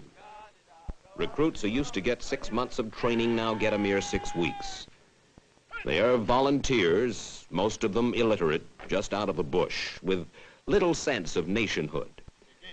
Their leaders tell them that they are fighting for one Nigeria, but that does not, it cannot have the same urgency for them that mere survival has for the Biafran. A Nigerian soldier may volunteer because he needs a job, or because army life appeals to him as the good life. Besides his uniform and the prestige that goes with it, he gets a comfortable ration of beer and cigarettes. And the pay, at $40 a month, is not bad. His leaders are not aggressive. Most military observers credit what success the Nigerian army has had so far chiefly to their lopsided superiority in firepower furnished by the British and the Russians. It is said only half in jest. The Nigerian army has so much firepower that they use ammunition as a defoliant. Nigeria's planes, MiG-17s and Ilyushin bombers, were bought for cash from the Russians who want to get a political foothold here. Most of the planes are flown by Egyptians, who are characterized as wary of anti-aircraft fire, therefore less than enthusiastic about going after military targets. That, it is suggested, is one cause of the high civilian casualties in the air raids on Biafra. But the war has been bloody on both sides. And inept and unaggressive though they may be, the Nigerian army, in 2 years of sporadic fighting, has suffered heavily. They will not release official casualty figures, but an army doctor told me that 8,000 Nigerian soldiers have died, and perhaps another 25,000 have been wounded. The military has just 11 army doctors for its 85,000 men. A severe head or body wound in the field means almost certain death. The Nigerian army gives no medals in this civil war. I asked the commander-in-chief, head of state, General Ojukw, Gowon, why? I will hate tomorrow, when the war is over, and we sit around the table with an Igbo officer, and he asks, what is that medal? And I say, it is the Ojukw medal, it is the Umuahia medal, it is the Onitsha medal, it is Enugu medal, it is Port Harcourt medal, and that this is the war for, the war against, the Igbos. They said we hate to sort of have that sort of feeling, because it will make the child feel as though, he's a conquered sort of person. The war, says Gowon over and over, is not to conquer the Igbo. It is to bring the Igbo back into one Nigeria. One of the two reasons, along with increased military effectiveness, that Biafra is still alive is the fact that not nearly so many people are starving as were last fall. And the reason for that is the emergency airlift sponsored by Catholic and Protestant churches and the International Red Cross. At feeding centers like this, 3 million people, a third of Biafra's population, is fed 1 meal a day, 6 days a week.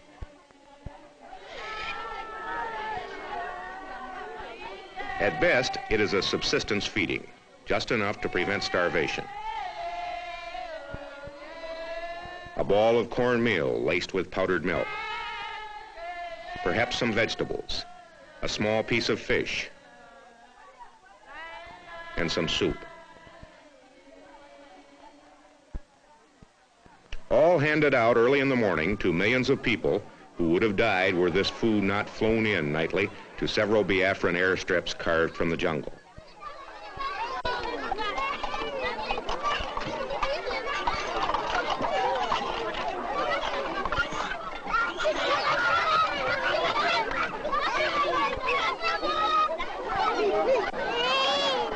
While the relief flights have reduced dramatically the number of children and adults starving to death, down perhaps to 600 a week from the high of several thousand a week last year, the dying continues. In clinics like this all over Biafra, youngsters in the final stages of severe malnutrition still die, as did several of these during our week in Biafra. Not enough food is being flown in, not enough grown, and for many, what there is now just too late. This bush clinic is run by Father Kevin Dani. After 14 years in Africa, he and fellow missionaries were ordered to leave Biafra in 1967 by the Irish ambassador. They stayed, as did Protestants of other nationalities, and they, in the main, have been responsible for keeping Biafra from starving to death. How hard has the war been on the Igbo civilian population? How many people have died, would you think, Father? I would think that we've gone into the 2nd million.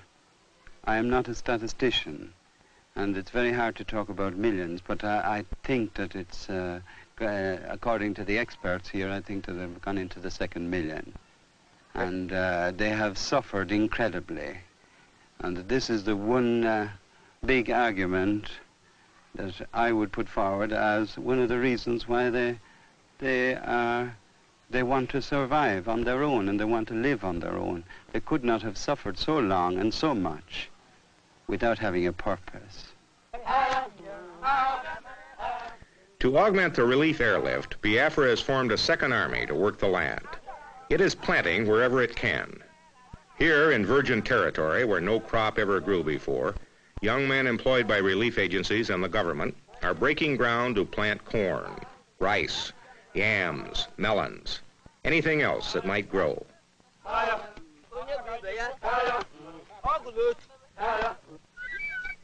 And this, like everything else here, is conducted with spirit, emotion, and beauty.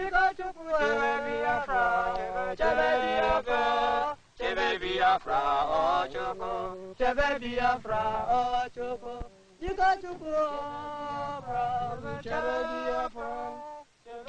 It's clear that as long as this war goes on, the starvation will too.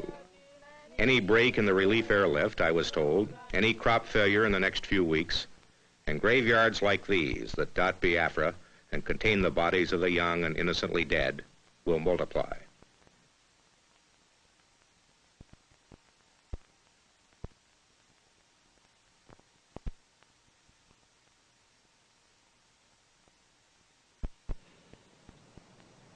There is a bitter irony in this billboard which is seen all across Nigeria. For Nigerian babies have not been healthy babies.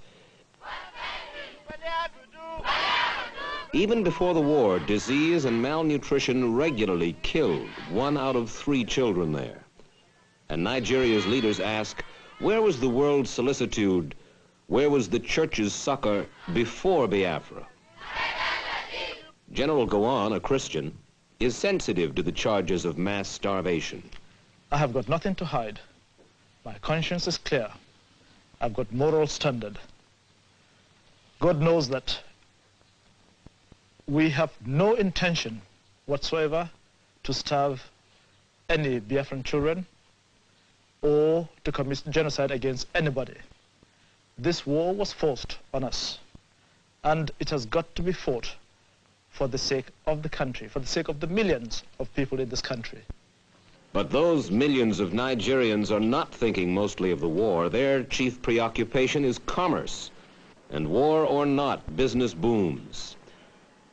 The Lagos docks are choked with ships from around the world bringing goods for the huge consumer market here and taking away for sale overseas Nigeria's palm oil and peanuts, its animal hides and cocoa, and its tin. But the real prize in Nigeria, the overriding reason the major powers focus on this country's conflict, is Nigerian oil. Already, they are the 12th largest producer in the world. Conceivably, they will eventually become 5th or 6th.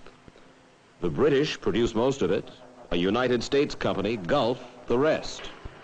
It is Nigerian oil, much of it under territory that Biafra claims, that is said to trigger France's last-ditch aid to Biafra. It is oil that Nigeria is counting on to finance the reconstruction when the war is done.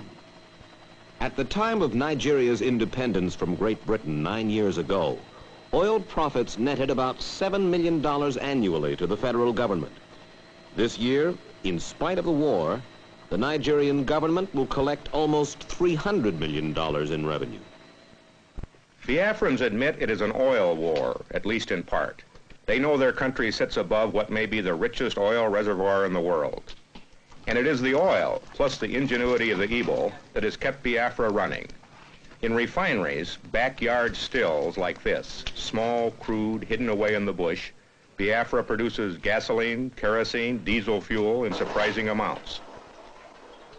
There are 50 to 100 of these refineries all over Biafra, and they now produce enough fuel to keep the army, the church relief operation, the government, and the civilian population on necessary wheels. There is traffic on the roads, and on occasion it is heavy, which surprised me. Troops and food moving, no shortage of transport of any kind. And that is part of the staggering normalcy with which life in Biafra goes on. In spite of 2 years of war, in spite of the loss of all its major cities, in spite of the death of more than 1 million people in 24 months, life in Biafra goes on. Markets like this one at Orlu, where 40 died last year, were bombed and strafed by Nigerian jets.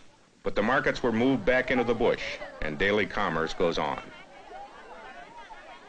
Food is still on sale, but in smaller quantities than in pre-war days.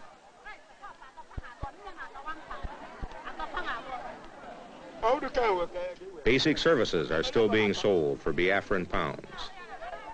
Wartime inflation has forced prices up. Clothing costs have tripled. Cigarettes sell for $20 a pack. Inflation aside, life in Biafra is so normal that even the judicial system has not faltered. Back in the bush, a civil trial to settle a land dispute. Hardly the thing we thought we'd find in a supposedly defeated country about to be overrun. And in areas just recaptured as the Biafran army pushes south again, in cities like Owerri, where damage was heavy, after obviously heavy fighting, the business of cleaning up and putting things right started almost as soon as the area was secure. Owerri, after being in Nigerian hands for 7 months, is expected to be a fully functioning city in a matter of weeks, making room for refugees who already are starting to return, and for whom the first Mass of Thanksgiving in the unfinished and war-damaged cathedral was an event of paramount importance. They had to suffer first of all from the air with the bombing and the strafing that left so many of our civilians dead. They had to fight at the front where so many of our young men have died. We have become, most of us, refugees. We have lost our property. We have nothing of our own. That suffering we have known for the past 20 months. That suffering we still have. But we live in hope that that Holy Spirit will come down on us, that he will enlighten the minds of our leaders, and that they will lead us to a true and just and lasting peace.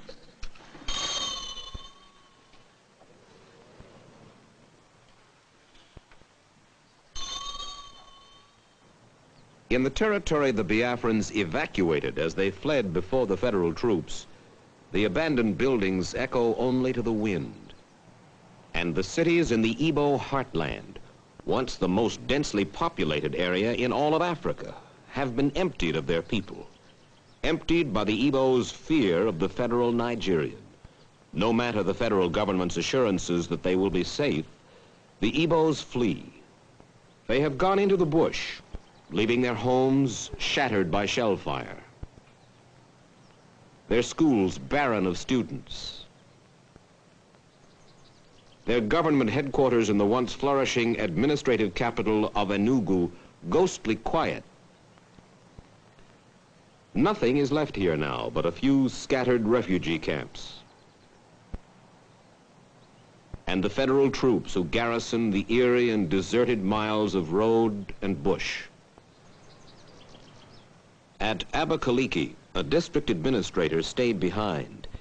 His mother and father are with the Biafrans, but he and his wife, Igbos, cast their lot with the federal Nigerians. A divinity student, he told me that the Igbo, the Biafran, feels it appropriate that he be likened to the Jew. If we are to be likened to the Jews as we like to be, it means we are a chosen people. We are the people with the grace of God in Nigeria. Sorry, this is not being proud or selfish. Now, if we lose the trend, which is making others realize the goodness in surrendering ourselves to God and in living according to God's law, which is love, it is then that we fail. And this is what happened. With our drive and our punch and our talents, we tended to put what we should have put first last, which is God. And we put material things, money, houses, positions, human esteem, we put them first and put God last. And this is why the punishment has come, as it has come in the history of the Jews. Each time they failed and forgot their God, they were punished by a war on them, as we are being punished now by a war on us. Nowhere was the war's punishment more devastating than in the commercial city of Onitsha. In this comfortable and sophisticated town perched on the east bank of the Niger River, thousands of Igbo merchants built their fortunes by hard work. The Igbo is a commercial man, and this market at Onitsha, the biggest market in all West Africa, was a monument to his enterprise. When the British author Elspeth Huxley came here, she wrote, "Anything can be bought in this market, from an elephant to an admiral's uniform. There is no difficulty about nylons or about raw meat, whiskey, gold earrings, avocado pears, Irish turkeys, penicillin, or anything else." When the Biafrans left here, they burned the market. What the Igbos failed to burn, the federal Nigerians took care of. Not a building in Onitsha is unscarred. The federal troops inherited just a skeleton, a ghost town. And in the city plaza lies the fallen statue of Nnamdi Azikiwe, Nigeria's first and only president, himself an Igbo. He now lives in London. This bridge across the Niger River was the link. It was also a dividing line between the Igbo East and the rest of Nigeria.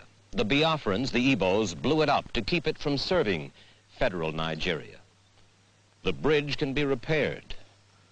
But what about the bitterness between the Igbo and his countrymen? Reconciliation and reunification seem at the moment impossible. At least that's the feeling we got in Biafra. The people simply believe that if they surrender or lose, they'll be killed. Biafra's leaders told me their rock-bottom condition for peace is a referendum in the disputed areas to be guaranteed by some third party. But many observers feel that Biafra would come to the peace table without that referendum if she felt her military position were better and the safety of her people guaranteed. I came away from Nigeria convinced that genocide is not on the mind of her leaders or her people. They know they need the talents of the Igbo and they want them back. They fear an independent Biafra on their flank as a potentially hostile state with expansionist yearnings. And it must be said, there is growing impatience among Nigerians now at the slow pace of the war, and one would expect that pace to pick up in coming months. They've been stung by the recent air raids of Biafra's miniature Swedish volunteer air force, and they'll make an all-out effort, General Gowon told me, to take out the Biafran airstrips from which those planes fly and into which supplies and weapons for Biafra are flown each night. To end this war soon, we conclude it will take a genuine effort by the major powers, perhaps by the United Nations. It will be up to the countries now supplying both sides with arms to stop. It will be up to someone to guarantee the safety of the Igbo after a truce and as the negotiations begin. The United States conceivably could take the lead because this country has studiously avoided any military involvement in the war, aiding Biafra's relief airlift while backing Nigeria politically. But there seems little disposition on the part of the United States or the other major powers to step in. Their attention is focused elsewhere.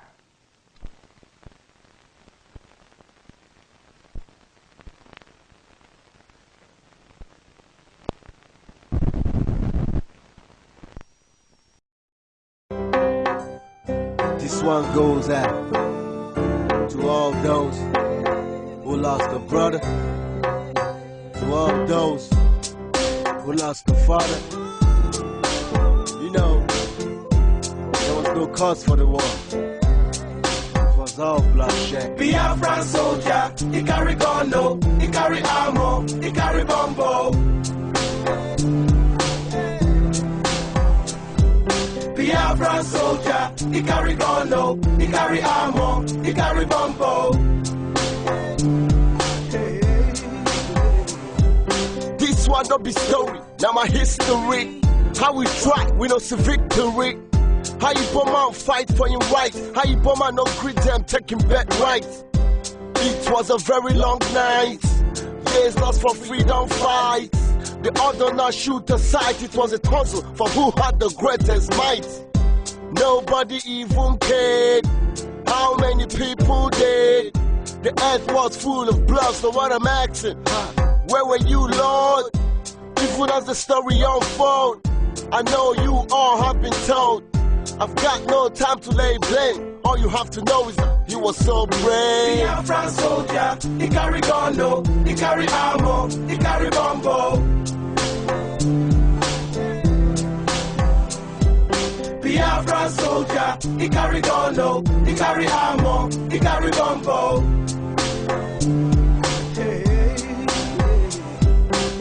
You know, say, the cool way they do. The talk say that only Igbo do, but people, you know it's not true. The talk say Igbo one rule, the talk say Igbo one chew. The national cake with the national fake. Oh no, that was not the motive. Then they treat us like a fugitive in our country. What an irony. So when I pick up my paper and pen, I write this letter to my humble son. I tell him never to forget the labors of his heroes past. Honor them to the last. They sacrificed their lives for our kingdom. They sacrificed their lives for our freedom. They fought for equality, fought for their dignity, fought for peace, fought for their families, fought for the East. Biafran soldier, he carry gun, no, he carry armor, he carry bombo. Biafran soldier, he carry gun, no, he carry armor, he carry bombo. Welcome to Forstview Luxury Hotel. At Forstview Luxury Hotel, we offer excellent service. Our rooms have all the necessary facilities to make your stay comfortable and memorable. You will also have access to internet service, breakfast, 24-hour power supply, full air condition, free international calls, free tire pumping service, and free car battery charge. So what are you waiting for? Quickly visit Forstview Luxury Hotel. We are located at number 1 Adelino Bamishile off Raji Rasaki Road, First Estate, Amuwo, Odofin Festac. For more information or reservation, please call us on 080-7578-7135 or 080-9990-0601. You can also take advantage of our online ongoing promo at www.forceviewhotel.com to make your reservation and payment for your favorite room, which attracts a discount rate. Please note, rooms are reserved based on first come, first serve. Forstview Luxury Hotel. Experience the home of comfort. They come.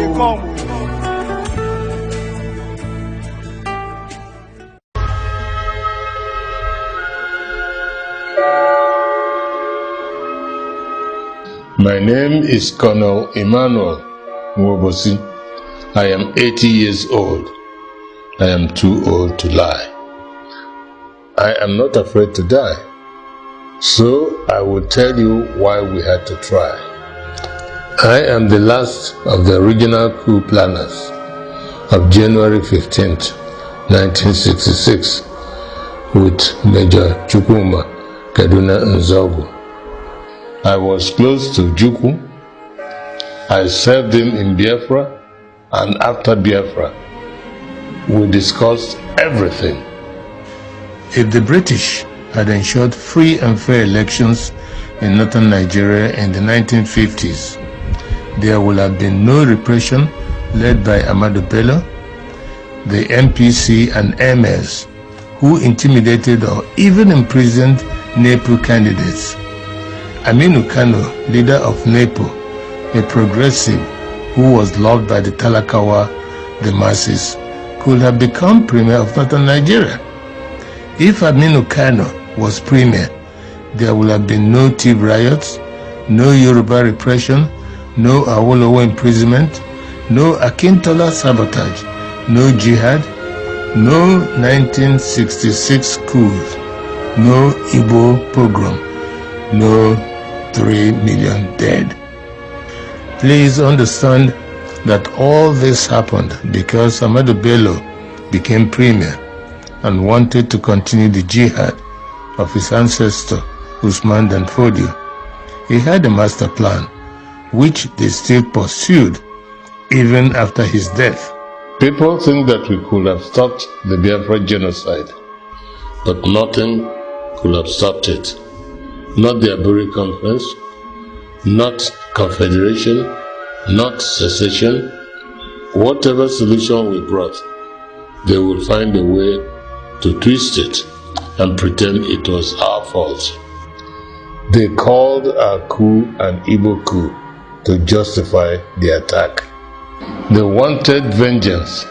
They had killed most of us coup planners. They had killed hundreds of Igbo military officers to prevent us from fighting back.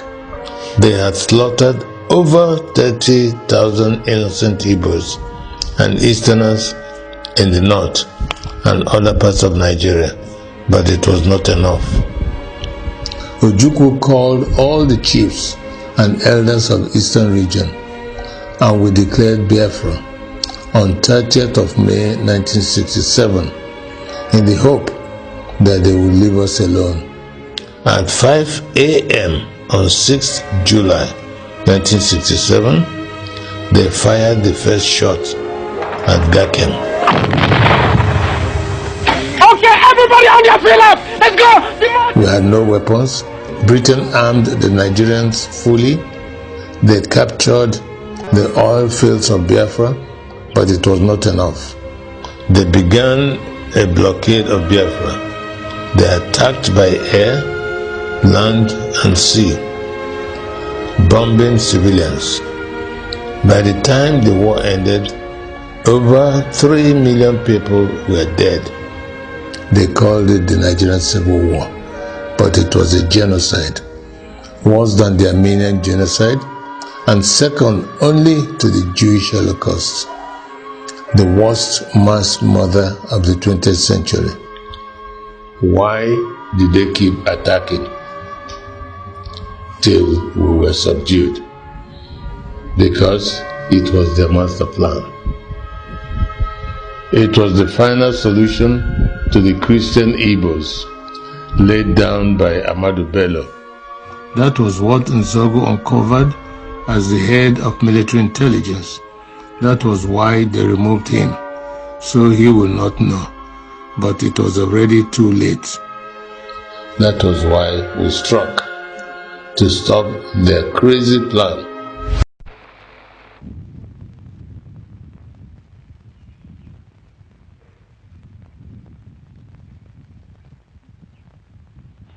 The realities of this civil war are nowhere more apparent than in the frontline town of Aba, which is now in the hands of federal troops. Like so many other places ravaged by the war, Aba is a ghost town, which slowly but surely is being reclaimed by the jungle out of which it was built. The only sound to be heard is the occasional whine of an incoming bullet from Biafran positions to the north of the town. In a few cases, the motives of those who are demanding a quick-kill policy are of the worst kind. Some federal officers would like to see all Igbos killed to destroy any further prospects of Igbo domination. But in most cases, frontline commanders and senior officers want a change in policy for the sake of the country. According to them, people sitting in Lagos have no idea of how the country is being ruined by a slow war.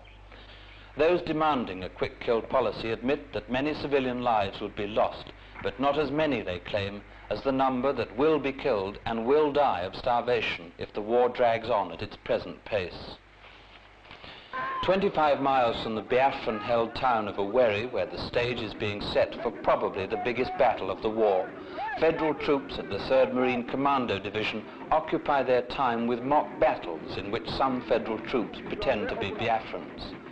Neither the soldiers nor their officers seem to care that if they behave like this in a real battle, they would be cut to pieces by just 1 or 2 Biafran gunners. It's because of displays like this that federal troops have been described as an armed crowd rather than a disciplined army. But then the sole objective of these exercises is to build up the troops' morale. 1,800 3rd Marine Commandos, almost an entire brigade, were wiped out when the Biafrans recaptured Owerri in May. Yet despite these losses and the frustrations of not being allowed to get on with the job, a shortage of supplies and the discomfort brought by the summer rains, there is plenty of evidence that the morale of the ordinary soldiers is high. This was demonstrated just 9 miles from Owerri at Ojukw, which is within easy range of Biafran artillery and raiding guerrilla bands.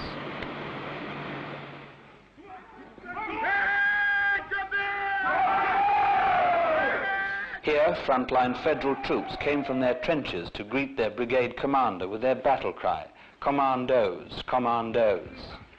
Apparently, when the Biafrans are close enough, they reply with taunts of, "Come and die, come and die." From the brigade commander, a pep talk. When I come again, and then we face that road. You know that road? Yeah!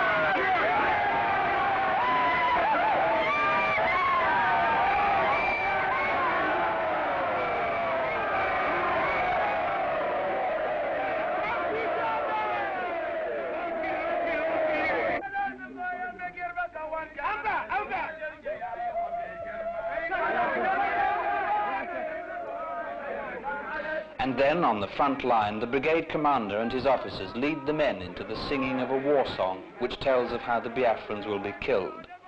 As a means of building up morale, these routines are very effective. But now, as federal and Biafran troops face each other across relatively quiet front lines, the real problem which threatens the unity of the Nigerian army is the rapidly deteriorating morale of its officers. It may vanish completely if General Gowan does not agree to their demands for a quick kill policy.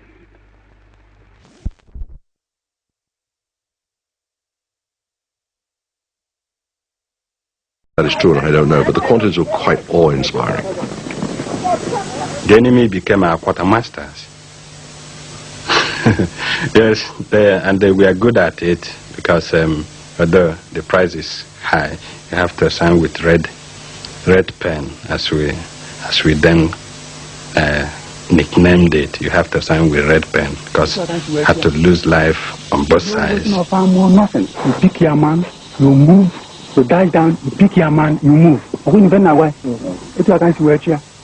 So for us to actually survive and do well, we had to take from them by fighting hard to chase them out so that they leave their stores behind, because we had to capture some of these in order to use it, turn it against them. Take off their uniform, take off their boots, the gun, everything you can lay your hand on, everything they provided. Biafra will win by the name of God. Biafra will win by the name of God.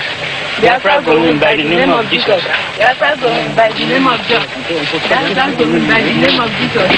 Biafra will win by the name of God. The war was actually the war between David and Goliath.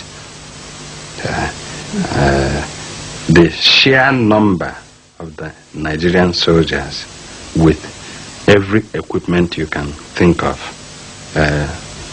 was daunting.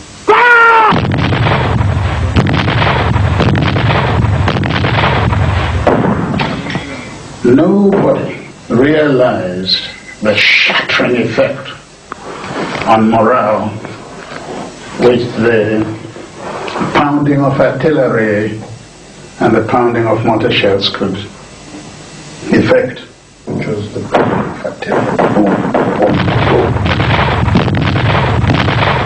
In 3 months of war, federal forces took 2/3 of Biafra's territory, and in the 4th month, armored columns marched through the Biafran capital, Ojukw, reducing Biafra to a thin sliver of land.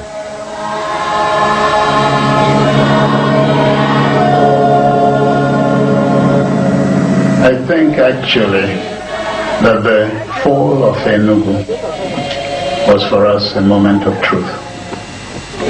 Any other thing prior to the fall of Ojukw was a technical situation. But war was brought home to Biafra with the fall of Ojukw. We had to evacuate our capital. The Nigerian government had assumed that Biafra would fall with its capital. But the Biafran people, convinced that they would be massacred, retreated into their ever-shrinking country. For 2 years, Biafra became a vast refugee camp.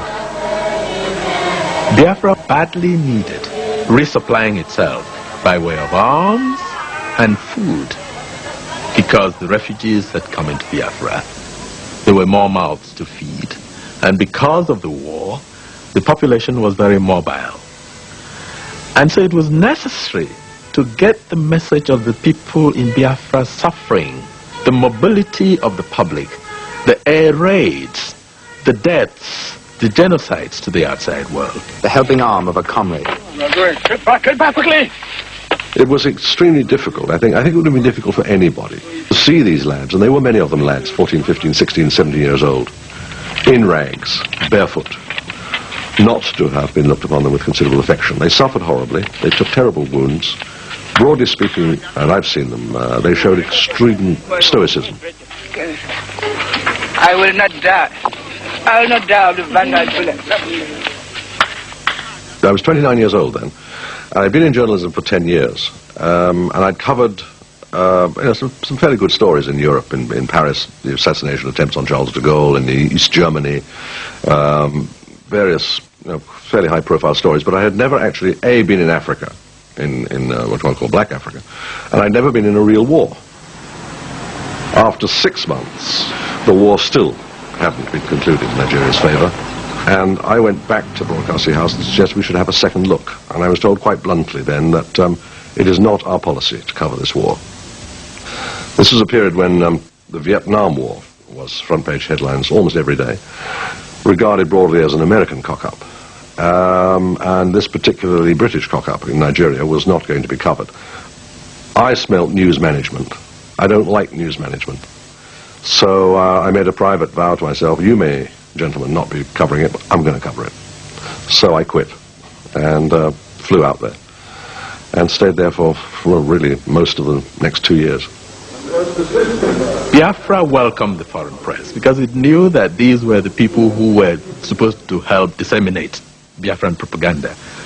And so, even though Biafra had just one telex line to the outside world, and it was very much in demand by everybody, Frederick Forsyth was given access to this telex line. He was given a Volkswagen car, which was a rare thing in Biafra. He was given petrol vouchers by Ojukw. This enhanced his work. And Frederick Forsyth became very, very useful as a friend of Biafra. I followed the Biafran army very closely on a number of occasions.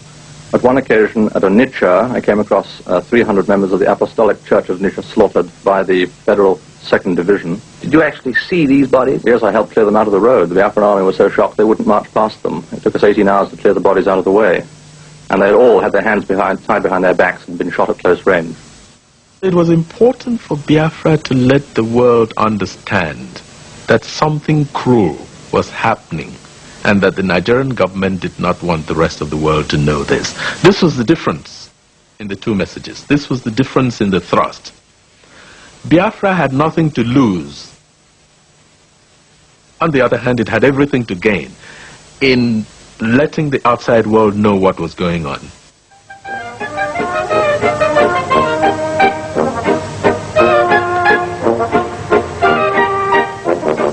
Part of Biafra's propaganda machine was a private PR company called Mark Press, run by a marvelous American called William Bernhardt. And he'd already done a bit of political PR, but political PR in those days was quite new. And he got a call one day. He was in Geneva, based in Geneva. He got a call from the Biafran emissary in Paris, saying would he consider representing Biafra abroad and take on the account. And he told me later, he said, well, when I first heard Biafra, he said, I thought it was some goddamn toothpaste. But he said it was a country. So, anyway, he took the account and he did a marvelous job. And one of his main preoccupations was to get journalists in to Biafra without as little hassle as possible, get them in, make sure the telex worked, make sure the film got out, and then make them happy.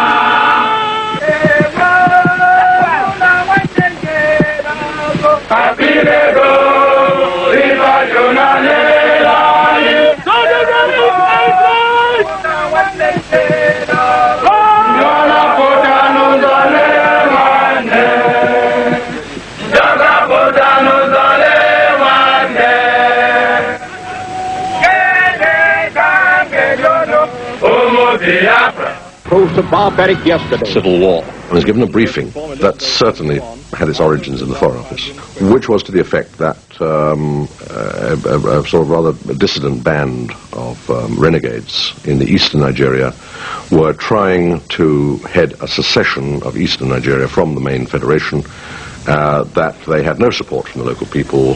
They were led by a rather weird colonel, and that the Nigerian army, with its magnificent British training, would wrap the whole thing up in 10 days.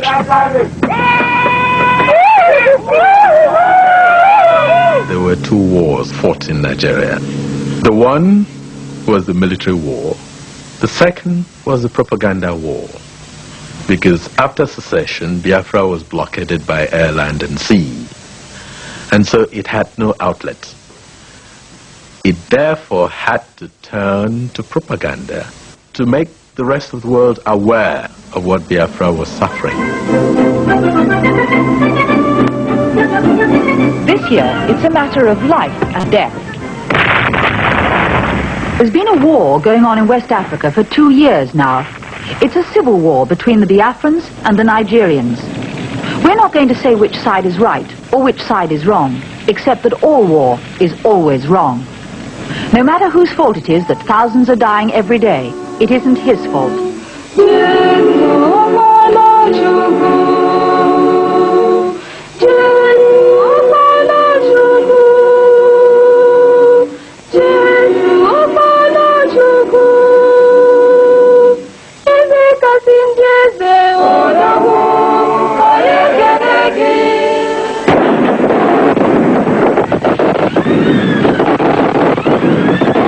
October 1960, a new nation is born. Nigeria, the pride of Africa. Nigeria, the land of the Yorubas, the Hausas, the Igbos. At the independence celebration in 1960, October 1st, I used to sprint. And I felt as though I was standing on my marks at the beginning of 100 meters. And I just wanted the ceremony to get off so that we can get on to the real business of nation building and startling the world, let them know we have arrived. Like many African countries, Nigeria was the creation of imperial draftsmen. Within its boundaries, the British had brought together 3 great tribal traditions. In the north lived the Fulani and their Hausa vassals. The British had left intact their feudal privileges.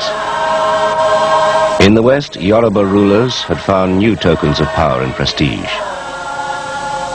In the east, where the Igbos were the major tribe, British influence had come through mission and school. The Igbos became known as the Jews of Africa and took over the administration of the colonial state.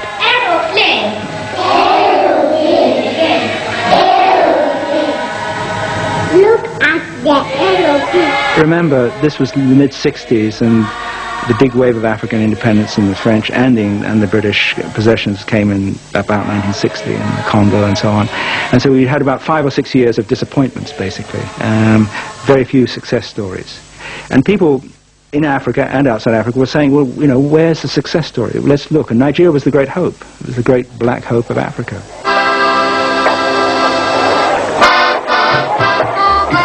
With their educational advantage, the Igbos spread throughout the country as traders and public servants. But in the impoverished north, their presence was not always welcome. There was resentment in the north towards the Igbos because they thought that they occupied everything in the place. They were civil servants, they were railwaymen, they were teachers. They wanted the Igbos to go home because they had taken the jobs of all the northerners. In 1966, the bubble of resentment that had been building for years against the Igbos burst in a rage of communal violence. Northern civilians and soldiers rose in a vicious ethnic pogrom. Thousands of Igbos lost their lives.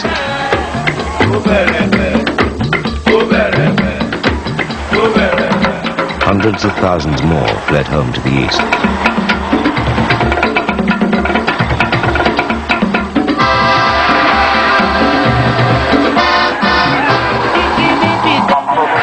When the federal government proved incapable of halting the pogroms, Ojukw, then a colonel and military governor of eastern Nigeria, grasped the opportunity.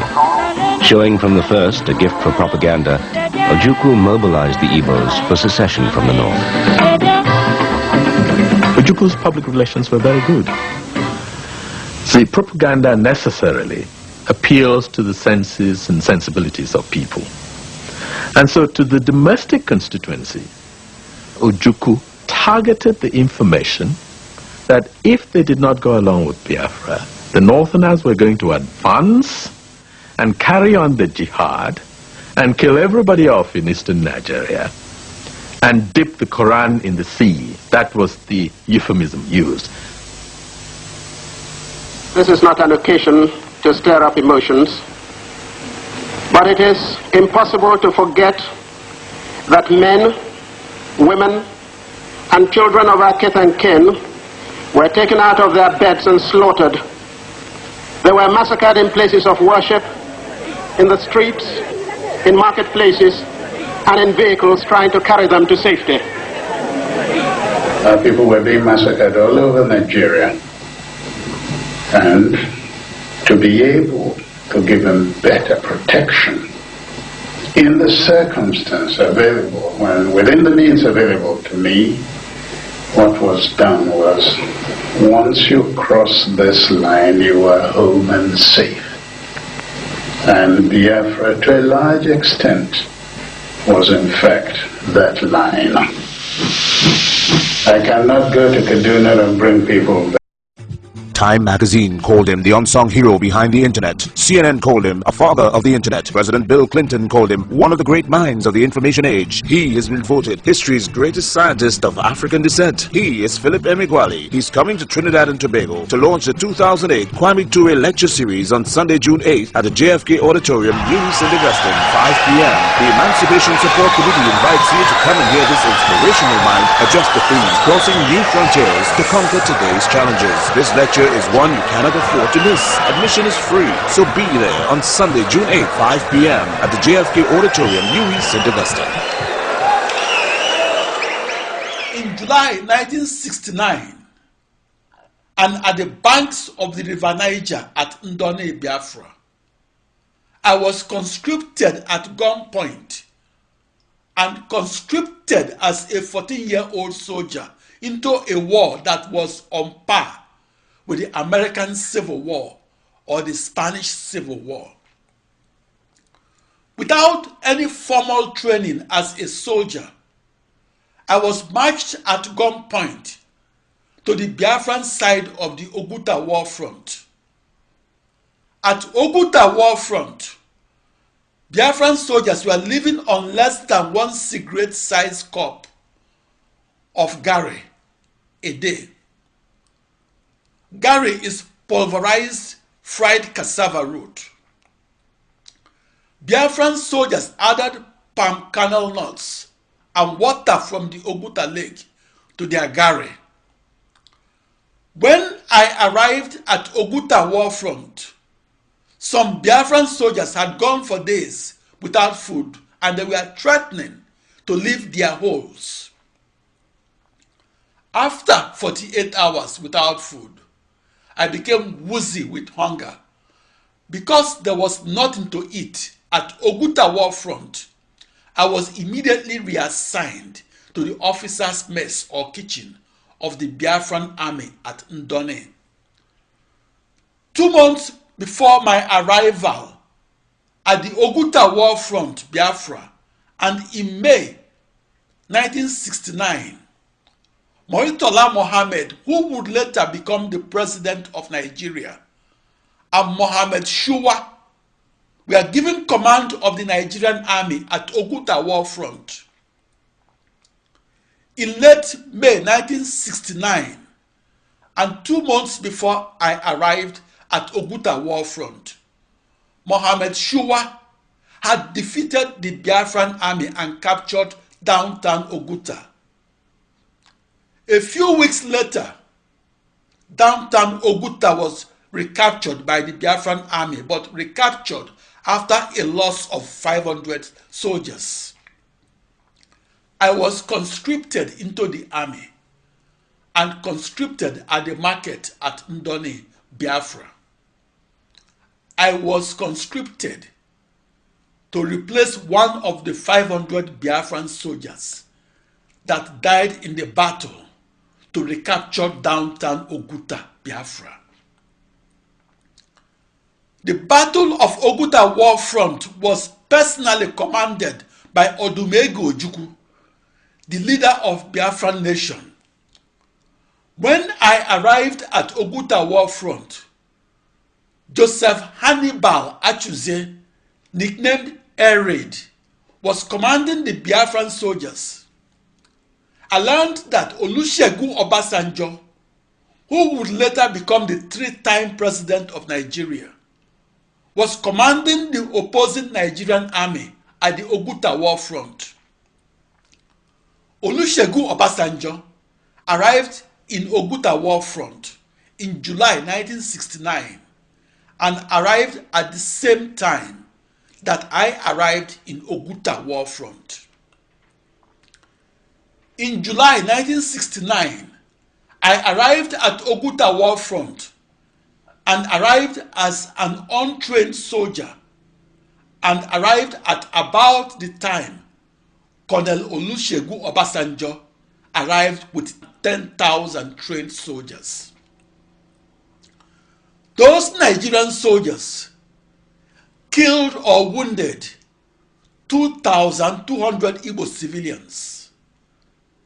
In July 1969, Biafran soldiers were trained at the war front. Biafran soldiers were only trained to aim and shoot to kill. 3 months after I arrived at Ojukw war front, Colonel Olusegun Obasanjo recaptured the city of Ojukw and did so on October 9, 1969. I was a Biafran child soldier that was transferred from the Ojukw war front to serve as a cook in the officers' headquarters at the bank of the River Niger at Ndoni, Biafra. I served in the Biafran army for the 6 months that preceded the end of the Nigerian Civil War that ended on the 15th of January of 1970.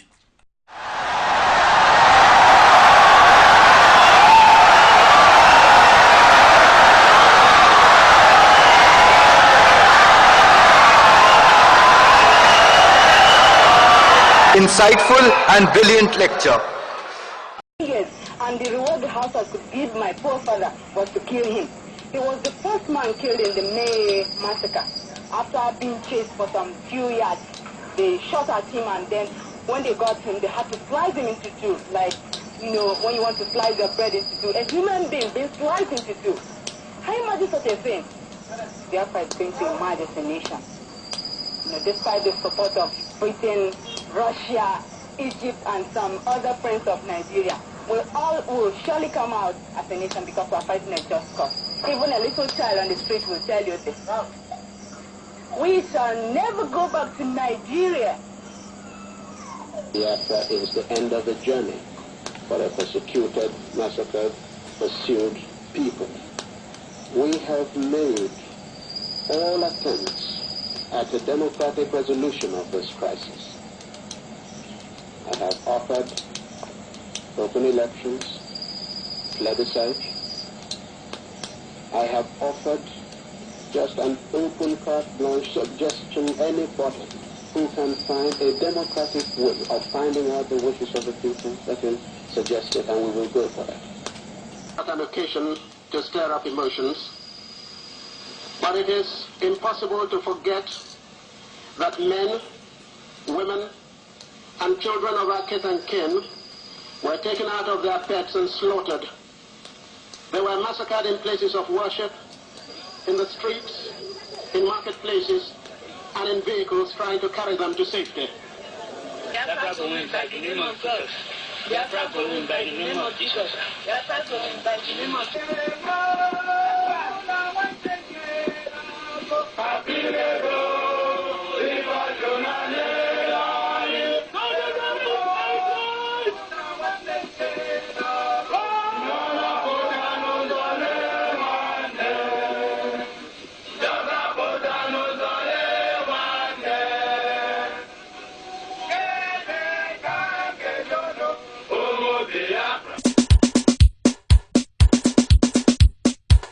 From the beginning of human history, diabolic people have persistently used God's name to commit heinous atrocities all over the world.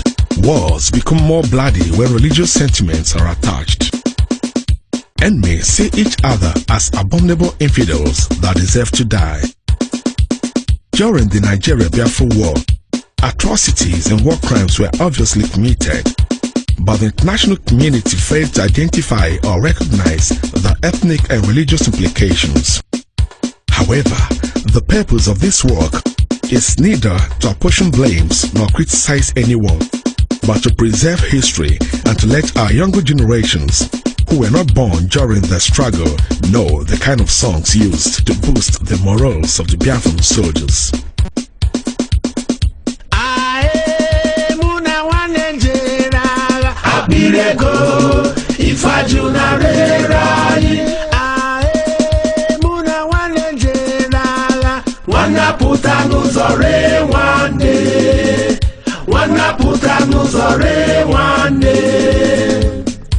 Gini kan genyunu Omo Biafra Gini kam genyunu Onye wanyi Nyanya mamiye zuroke Kayi merie ndiro Dina magi chukwu Jide ha zogbo ha ona Kayi merie ndiro Dina magi chukwu Jide ha zogbo ha ona Ae muna wanenjera Abireko Ifajuna rerai Ae muna wanenjera Wana puta nuzore wane Wana puta nuzore wane Gini kan genyunu Omo Biafra Gini kam genyunu Onye wanyi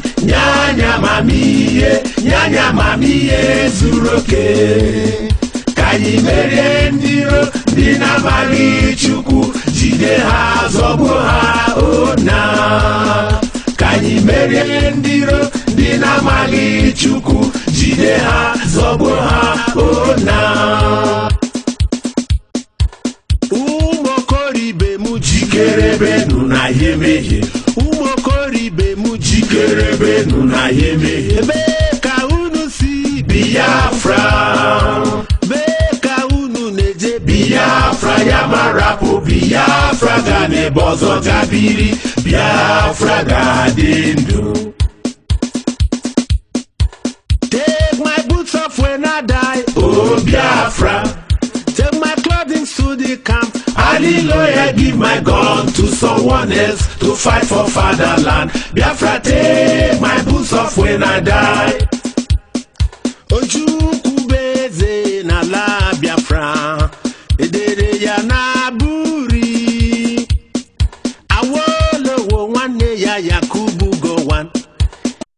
Wake Mary Biafra, Biafra win the war. Amodu Kashelling machine, heavy artillery, bomb and fighter.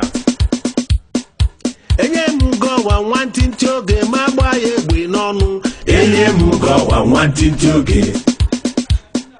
Enye mugowa wantinti oge magba egbe n'ọnụ. Enye mugowa wantinti oge.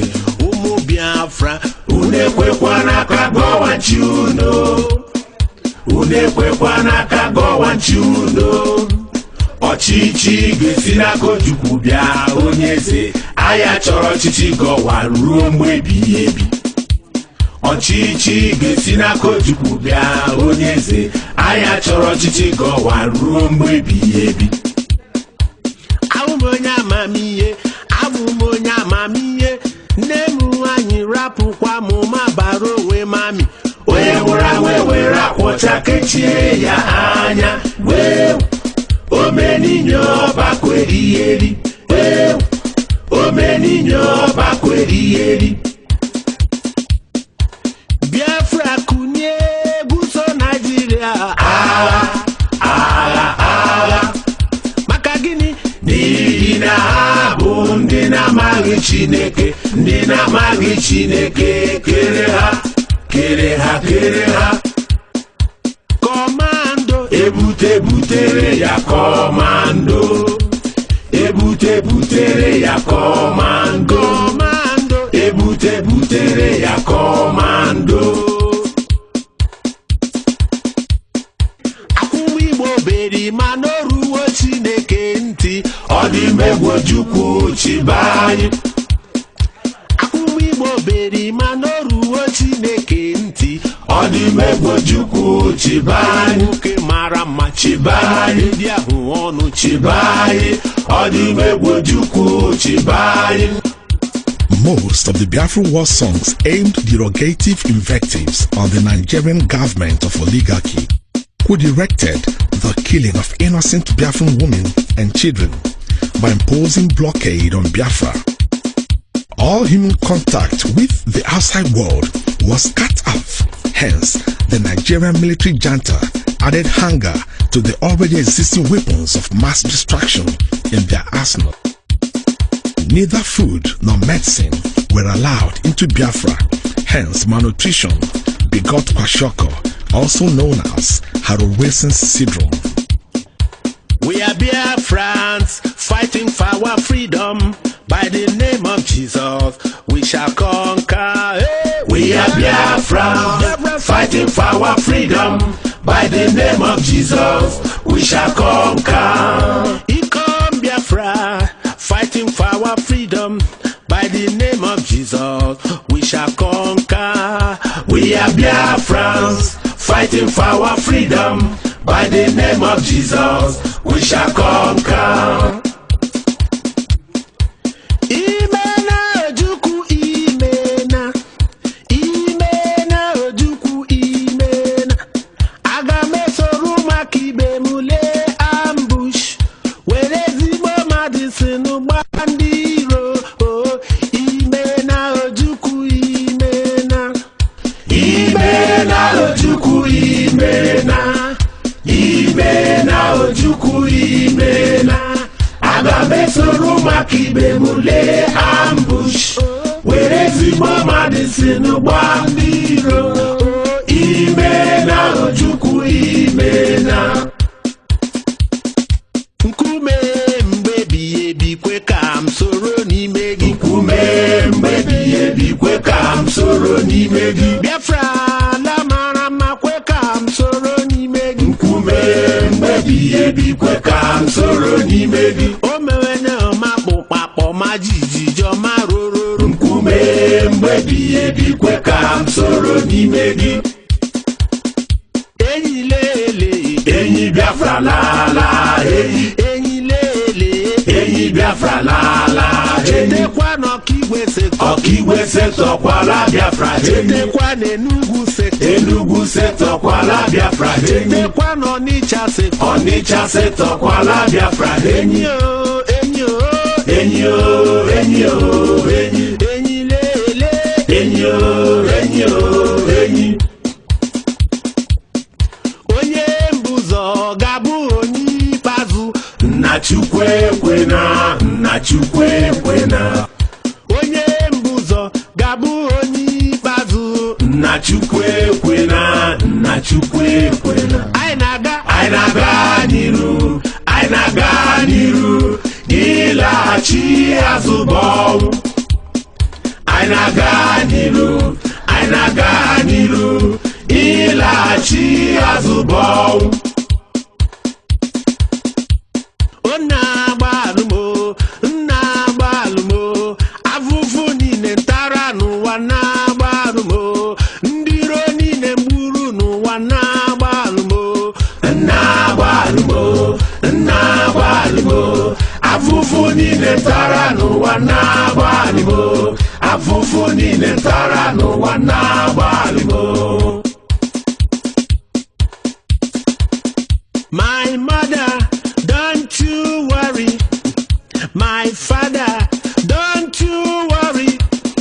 If I happen to die in the battlefield, never mind, we shall meet again. My mother, don't you worry. My father, don't you worry. If I happen to die in the battlefield, never mind, we shall meet again. Go and see Ebenamumeye Ojukw. Agamagakwuru Ojukw. Iyo ya mgbagharụ ike agwụna mụ na migbo gị nwe mmeri. Agamagakwuru Ojukw. Iyo ya mgbagharụ ike agwụna mụ na migbo gị nwe mmeri. Ebuje, ebuje, ebuje, ebuje, ebuje, ebuje, ebuje, ebuje. onye anyị kpọrọ kuza anyị amaliterikwa mbọ onye anyị kpọrọ kuza anyị amaliterikwa mbọ Biafra ndo ndo ndo ndo ndo Biafra ndo ndo ndo ndo ndo nne m amụta na mụ kpọọ m soja bi n'ime ọya nna m amụta na mụ kpọọ m soja bi n'ime ọya Biafra mụta na mụ kpọọ m soja bi n'ime ọya agụụ agụgbuo na nụ soja mo iwe iwe nne m amụta na mụ kpọọ m soja bi n'ime ọya nna m amụta na mụ kpọọ m soja bi n'ime ọya Biafra mụta na mụ kpọọ m soja bi n'ime ọya agụụ agụgbuo na nụ soja mo iwe iwe nne m amụta na mụ kpọọ m soja bi n'oke ọya nna m amụta na mụ kpọọ m soja bi n'ime ọya Biafra mụta na mụ kpọọ m soja bi n'ime ọya anwụnta tagbuola nụ soja o iwe iwe nne m amụta na mụ kpọọ m soja bi n'ime ọya nna m amụta na mụ kpọọ m soja bi n'ime ọya Biafra mụta na mụ kpọọ m soja bi n'ime ọya agụrụ agụgbo na nụ soja mo iwe iwe. The ebullient voice of Okokondem of Radio Biafra and other sincere-hearted people all over the world vociferously vented their dislike of the killing of the Biafran children. Russian and Egyptian pilots under the auspices of the Nigerian military junta continued their vicious aerial attack on Biafra, dumping powerful bombs into Biafran schools, churches, markets, refugee camps and hospitals, killing hungry and sick Biafran children. Today, we hear of Armed Forces Remembrance Day, but not even an hour is set aside to remember thousands of Biafran children who died as a result of hunger orchestrated by the blockade and as a result of bombs dropped by the fiendish Egyptian and Russian pilots fighting for the Nigerian military junta.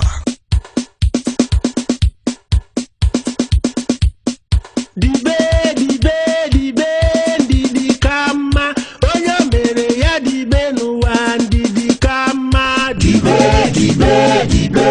ndidi kama onye mere ya dibe n'ụwa ndidi kama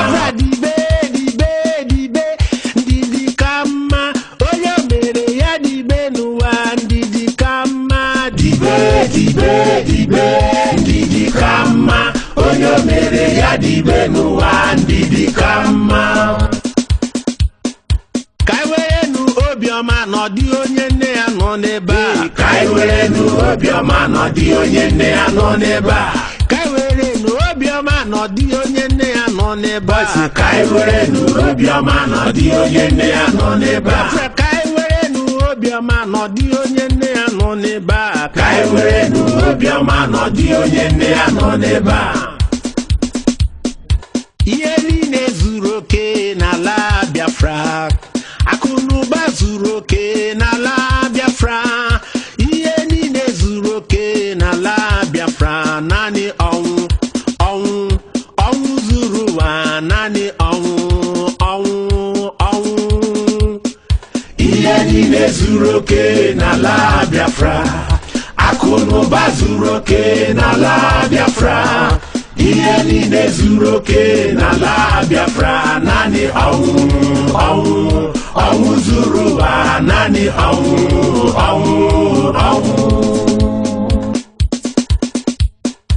nagagharị n'ọzara na-achọgharị sabotage ọgụ ahụ wutanye ogo wanụ ga-awụ echi nagagharị n'ọzara na-achọgharị sabotage ọgụ ahụ wutanye ogo wanụ ga-awụ echi nagagharị n'ọzara na-achọgharị sabotage ọgụ ahụ wute m ogo wanụ anwụ echi nagagharị n'ọzara na-achọgharị sabotage ọgụ ahụ wute m ogo wanụ ga-awụ echi ụmụ Biafra ụmụ Biafra ọ bụrụ gịnị ka m ga-emerụ unu ọ bụrụ gịnị ka m ga-emerụ unu ruo ya Oluchukwu dị ebube Oluchukwu dị ebube ọ dị ebube Olu Chineke dị ebube ọ dị ebube Ojukw, amara na kange so were na, amara na kange so were na. Namale, namale, nama, namo puru pinazo na gogu, nama, namale, namale, nama, namo puru pinazo na gogu, nama.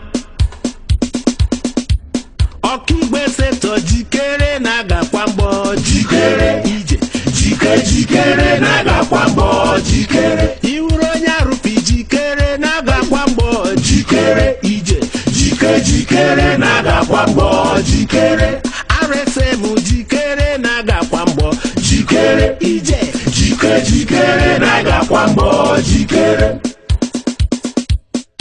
Chineke mera ebere kamandiro gachanyo kenu agbawasia. Chineke mera ebere kamandiro gachanyo kenu agbawasia.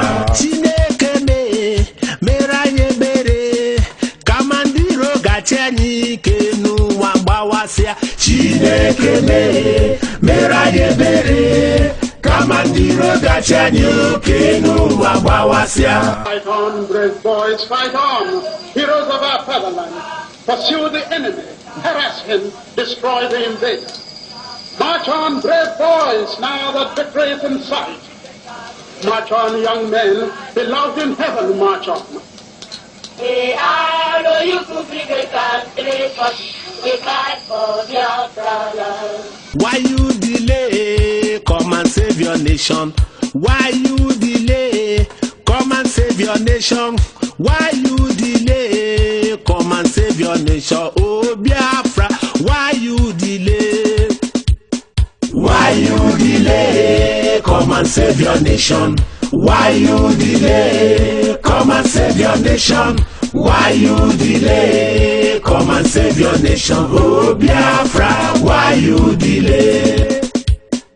Chobi Masarafin, Bianu, Bianu, Unu Bianu, Wunda Mamiye, Bianu, Bianu, Unu Bianu, Wunda Gozra Gozi, Bianu, Bianu, Unu Bianu. Igekwe ka metu kwagaka wadae, igekwe ka metu kwagaka wadae. Bianu, Bianu, Unu kusi na wusaka yama.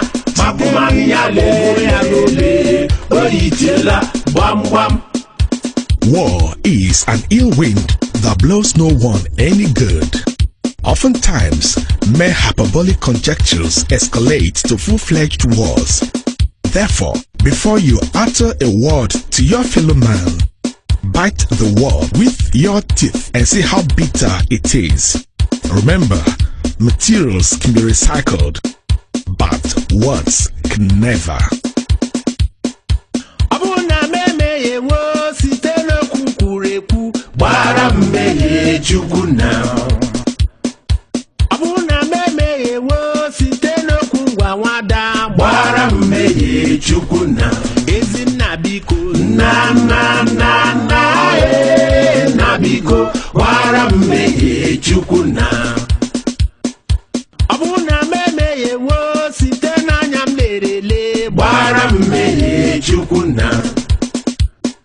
Abuna meme ye wo sitena kungwa wada bara meye juguna. Ezi nabiko na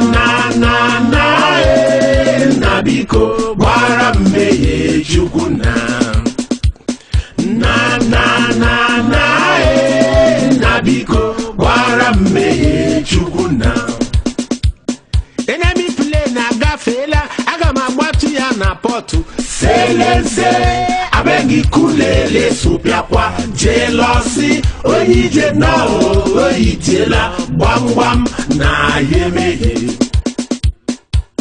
Go on many yende asiyemena omeni yende asiyemena omeni yende asiyemena bakumani ya lele oyitela gbam.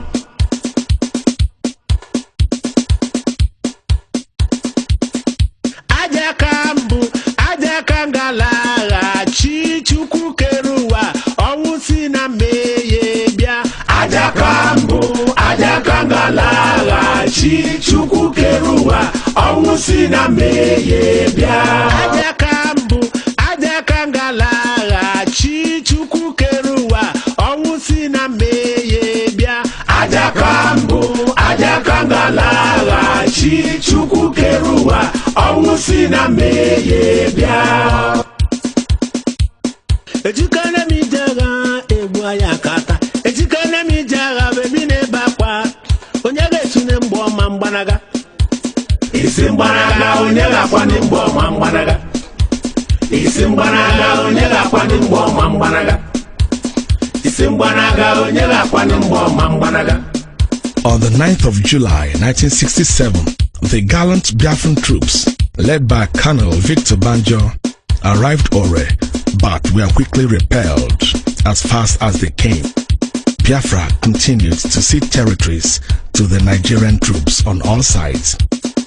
The remaining population of Biafrans were gradually being squeezed together into the little remaining Biafra unconquered by Nigeria.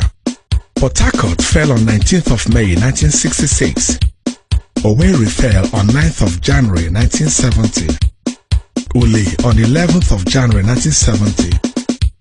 Aba, Umahia, Ojukw also fell to the federal troops.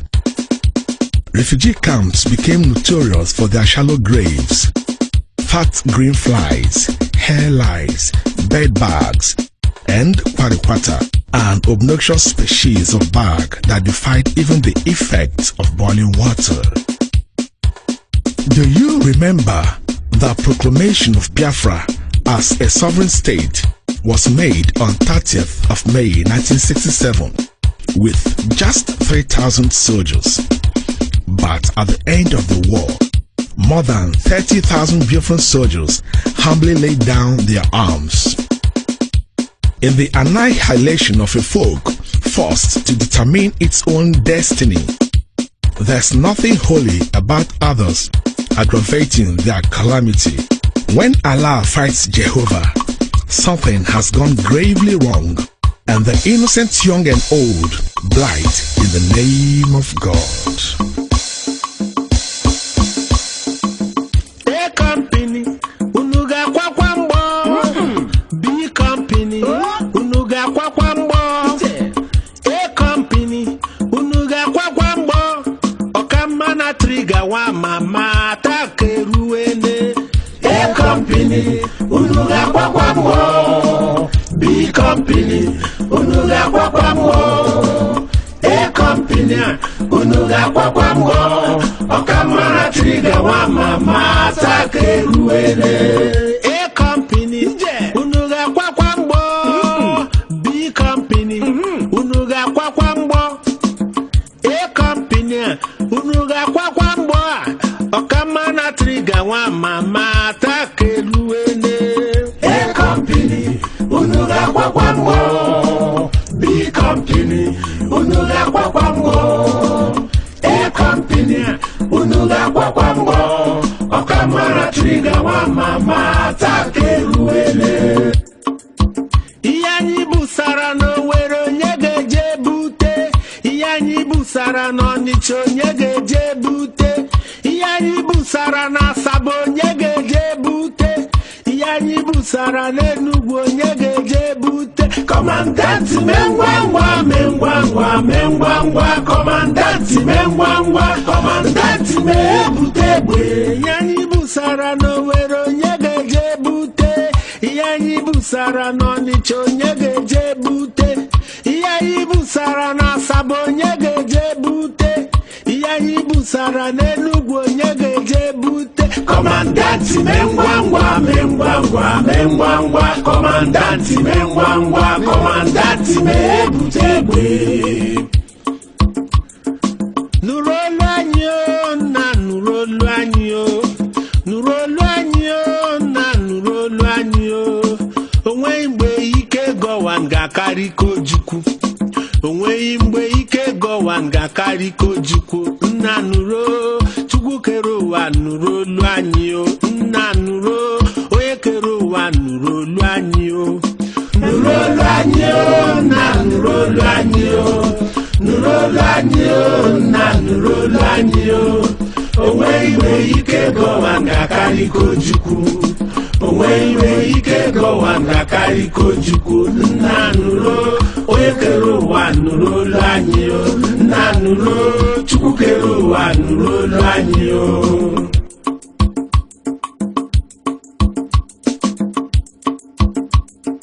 anyị jere ijekwute onye nwụrụ ezuru ike gbamgbam ọlụ oyibo onye nwụrụ ezuru ike anyị jere ijekwute onye nwụrụ ezuru ike gbamgbam ọlụ oyibo onye nwụrụ ezuru ike mgbe anyị jere ijekwute onye nwụrụ ezuru ike gbamgbam ọlụ oyibo onye nwụrụ ezuru ike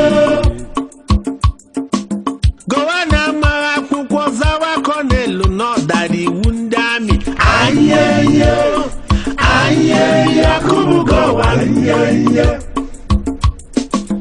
gọvanọ amaghị akwụkwọ zawa kọnelụ n'ọdara iwu ndị amị anyeye Yakubu gọvanọ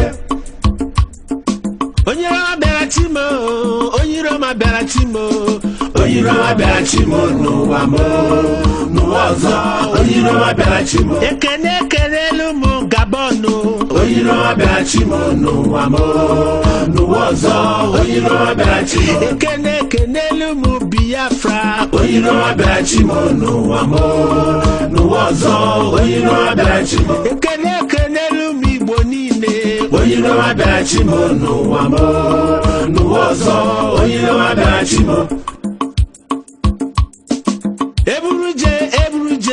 eburugo wanje eburuje ebe anyị na-aṅụ mmanya eburugo wanje eburuje eburugo wanje eburuje ebe anyị na-aṅụ ọkpọkọ eburugo wanje eburuje onye tiwe titago nọ n'ụra onye tiwe tite Biafra n'ụra onye tiwe titago nọ n'ụra mgbe nwa agụ tetere eberebe gbuo na onye tiwe titago nọ n'ụra onye tiwe titago nọ n'ụra onye tiwe titago nọ n'ụra mgbe nwa afọ tetere eberebe gbuo na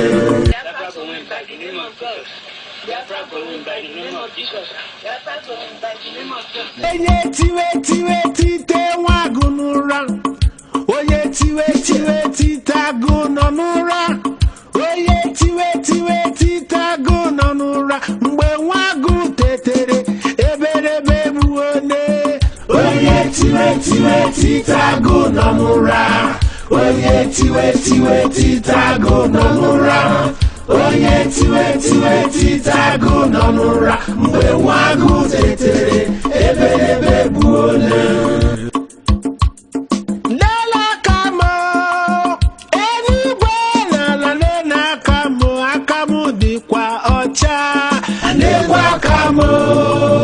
eluigwe na ala lekwa akamụ dịkwa ọcha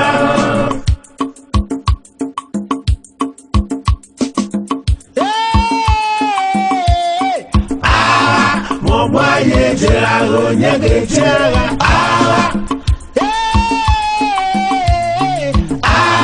maọbụ anyị ejere agha onye ga-eje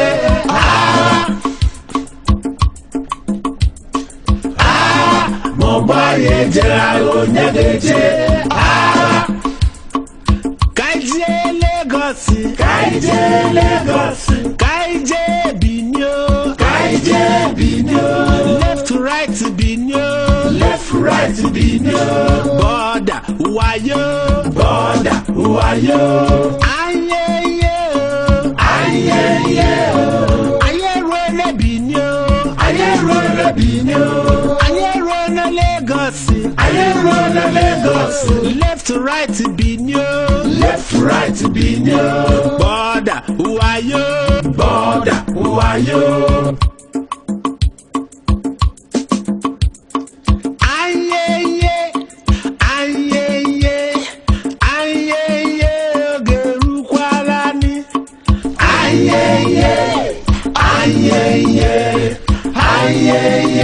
oge erukwala ya wuru n'ụkwụ ya wuru n'aka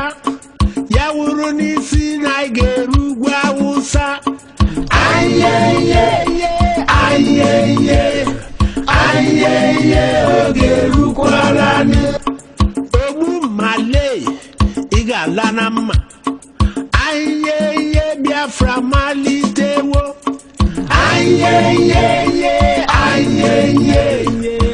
ayeye oge rukwarani ya bụrụ n'isi ya bụrụ n'aka ya bụrụ n'ụkwụ na ị ga-erugbu Awụsa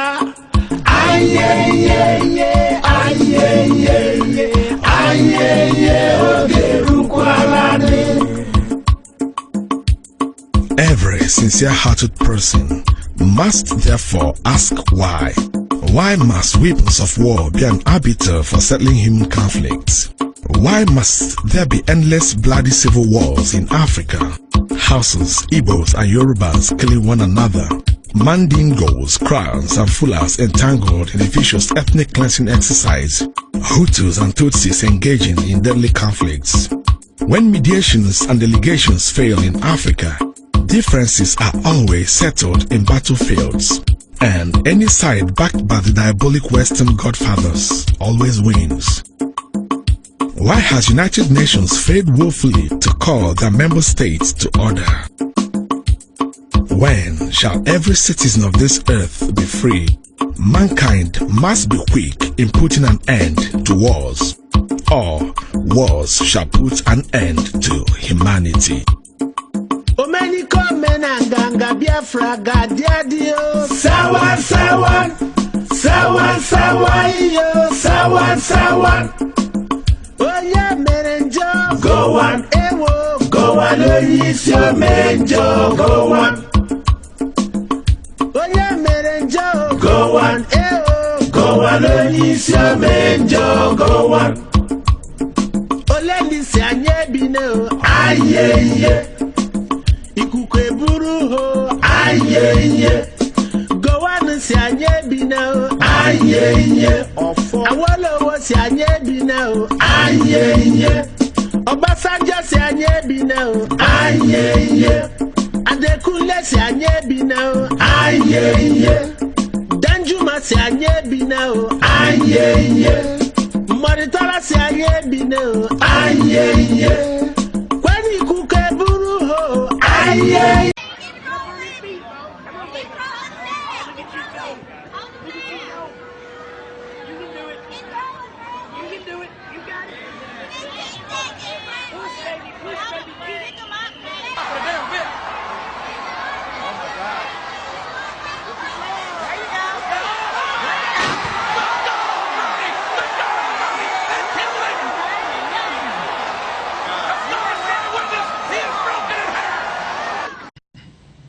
ndị be anyị ndị otu m niile nọ n'ụwa niile ekene m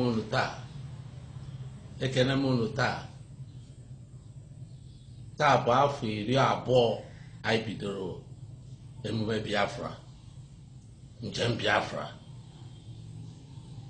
taa 13th of September 1999 ebidoro njem a na Ojukw Lagos n'abalị ka m na-eche nnọọ ka ihe a si bido na-echeta mgbe m nọ n'ụmụntakịrị a na-anọ ọgụ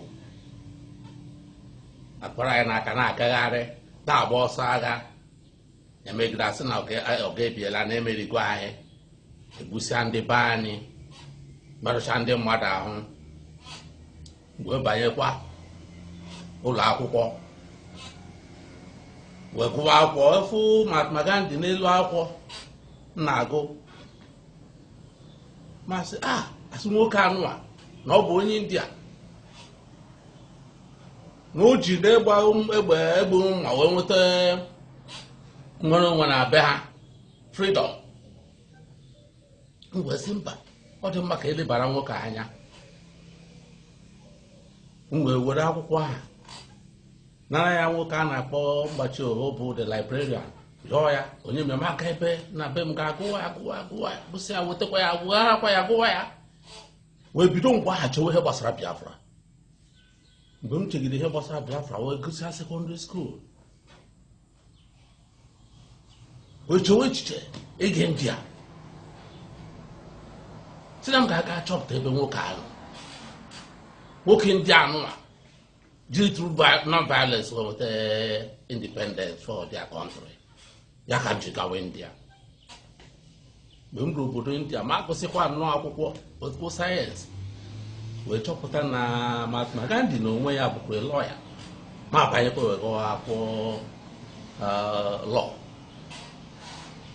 gụwa lọ wee gụsịkwa lọ na Bombay University wee nata gaa Nigerian Law School oge ahụ bụ sofu na Nigeria na Victoria Land gasa wee pụta kpọọ m tụba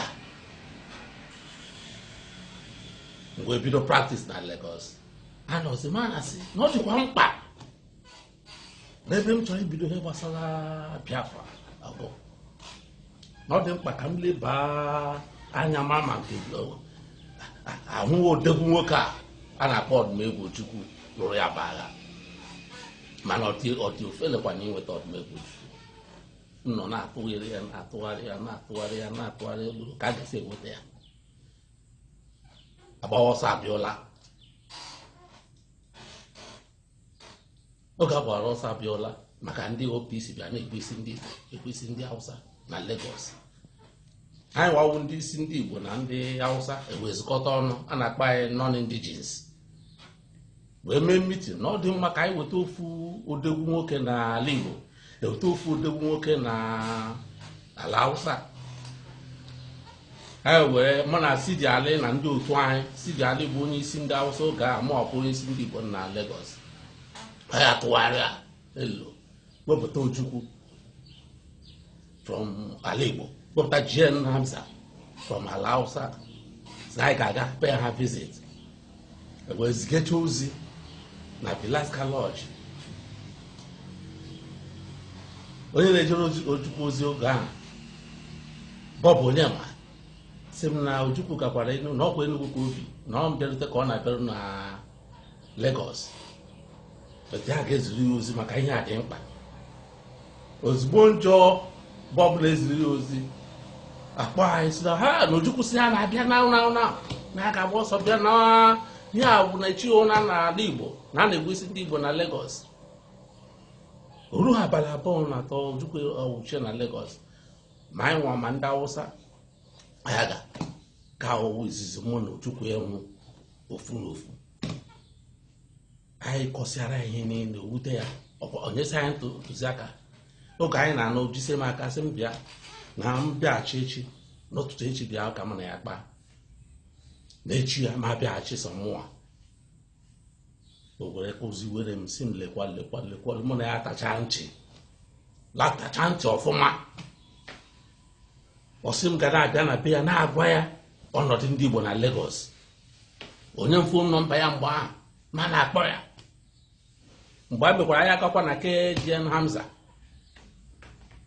Hamza akụzikwa ọchakwa ya okwu nke ya otu a ka mụ na Ojukwu ji wee mata mụ na Ojukwu ahụ megide na-aga afọ 10 ka m sabụrụ Ojukwu ka m gbara ya odibo gbọọ nọ mgbọ enwere mgbe ọ nọziri ọbụdịzi ka mụwa ọ bụ PA Ojukwu ebe ọ na ọ na-aga mụ na ya na-eso aga ebunu mgbe Sani Abacha nwụrụ sọ mụ na ya gara Kano mgbado Sani Abacha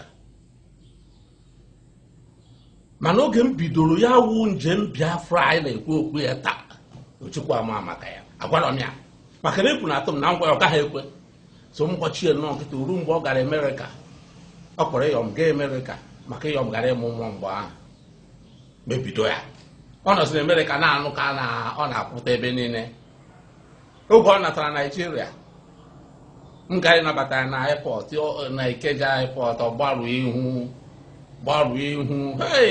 egwu abịa m ọ gbaruo ihu nchidọgwọ were ebidata anyị basi na moto mesi ebe ahụ anaba si onye agbarụrụ ihu otu a na airport ọ ma nabata m na be ya so ka chi efuru early in the morning Bob akụ aka na gate na n'ezigbo chọrọ ịfụ m na Vilaska Lodge na obiamapụ m maka Vilaska Lodge mgbe m na-eru ọsị m n'ọdụ ọdụ otibe si makwa ihe m na-ebido ugbu a ọ bụ ma mmadụ na-egburu n'ala Igbo na ọkwa ihe m chọrọ ibido ọsọ ka ebidokwa ya egbuo ndị Igbo m si mba so otu m ji che na m ji achọ ya aga egbu onye ọbụla ya sị enwe ihe mere agara igbu mmadụ na ịbụ m onwe m a ga-egbukwa m ma m kpachara anya mana ekwusịa mbọsị ahụ chi enwe ọ naba Enugu ọnụ ha abalị abụọ na Enugu otu ekwesịrị m achọrọ ịfọ m na Enugu njalụ Enugu ọsị m kọwara ya ụzọ m ga-esi eme ihe egburo mmadụ egburo ndị Igbo mebidokwa kọwara ya ọsị m makwa na Mahatma Gandhi abụrụ onye Igbo na nkụ nọ na mba na-egere mba anyị na ihe mere na India nwere isi na ndị India nwere ike ọ ga-enwe ntị n'ala Igbo na ndị India nwere ike igere Mahatma Gandhi na-agba ọtọ na-eme nwere ntị kpata ala Igbo na-enweghị egere ya ntị na ihe ndị Igbo na-achọ odegwu nwoke dimkpa asaa ọ ga-awọpụta ma na dimkpa pụtago na metọd a ma ọmụ nwere ike ọ ga-awapụ n'ala Igbo m sị ka m tara igodo so bido gwa m na ndị Igbo nwekwere ka ha si eme na mgbe a na-eme ugbu a ga-enwekwa 1 million factions ịbụ mụnwa na-ekwu okwu a na ekwe ndị ga-apụta chọrọ ịzọgbu m bugodo m bifo a na-enweta Biafra ọwụ m si ya na nsogbu ahụ ọ sị na ndị Naịjirịa ga-achọkwa m ogbugbu na m dịkwa shọ m dịkwa ka afọ m si nsogbu anọ mgbe a na-eme a ga-ebido mgbe a kpọrọ m ga ebe a kpọchie eme nke a ebekọsọkwa ya gwara m agwa betụ m cheta na ọ gwara m agwa obi eshie m ike mana ihe niile a na-eme ka ọ bụ na a na-eme ya wabụ onye izu na-abịa akụ aka na geeti m asị na ele ebe m nọ asị na eji m eji etinye ndị mmadụ achọwa m mgbe ọbụla ya nwa ga-etinye ndị mmadụ abịa chọọ ebe m nọ ebe a kpọchiri m ya nwe enwe ihe m amụtara n'aka ya enwe onye wụ isi ndị mbi ụlọ na Naịjirịa ọ na-akpọ m gaa na be ya kụzichara m ihe niile m mata unu lee anya mbọsị mbọ gara aga ka m kwuru na ndọrọ ndọrọ ọchịchị e mere na Naịjirịa na Atiku winụrụ Buhari mana tribunal ga-ekwukwe na Buhari winụrụ taa gịnị mere echi gara aga ọkwa ka a na-ekwu na ozi Buhari winụrụ na ọhịa tribunal Atiku ugbu a chọrọ ịga Supreme Court ọkakwa Supreme Court ekwu na ọya nwa na ọwụ Buhari winụrụ ya ka a na-akpọ na gọvanans ọ gọọmenti ọ dịka ụlọ mmọnwụ ọ ndị ma mmọnwụ ma ihe bụ mmọnwụ ọ ndị ma mmọnwụ na-akpa akwụkwọ mmọnwụ ọhịa gọọmenti bụ ashị nọ na gọọmenti enweghị na-anọ na gọọmenti ọ na-aka Ojukwu ka m mụtasịrị ya so Ojukwu kụziri m ihe niile enweghị ọ na-akụziri m mana mgbe e mesịrị ọ bịara wa ahụ mgbe a na-emetụ ọ gawara mma na ihe ga-echiri anyị ike ihe ga-echikwu m onwe m ike ọ na-wee nwee nsogbu na masọpụ ụka ahụ o dozie ya enwere mgbe m nọ na kefi prizna ndị otu m ndị ọfịsas m agbakọ sị na ha achụgo m na mgbe ozi onye isi ha ọ bụ Ojukwu kpọrọ ha na be ya bakachara ha ahụ onye ọhụrụ eze mana ọ wụrụ ugbo enweghị ga-eze m bikọs enweghị ga ga-atụwa egwu so nwoke a nọchiri m ihe mgbe ahụ mana tutu ọ nwụọ ọ kpọkwara ndị mmadụ si ha na-achọ ya ga-ahụ ya na ọkwa mmụọ ka a ga-ele anya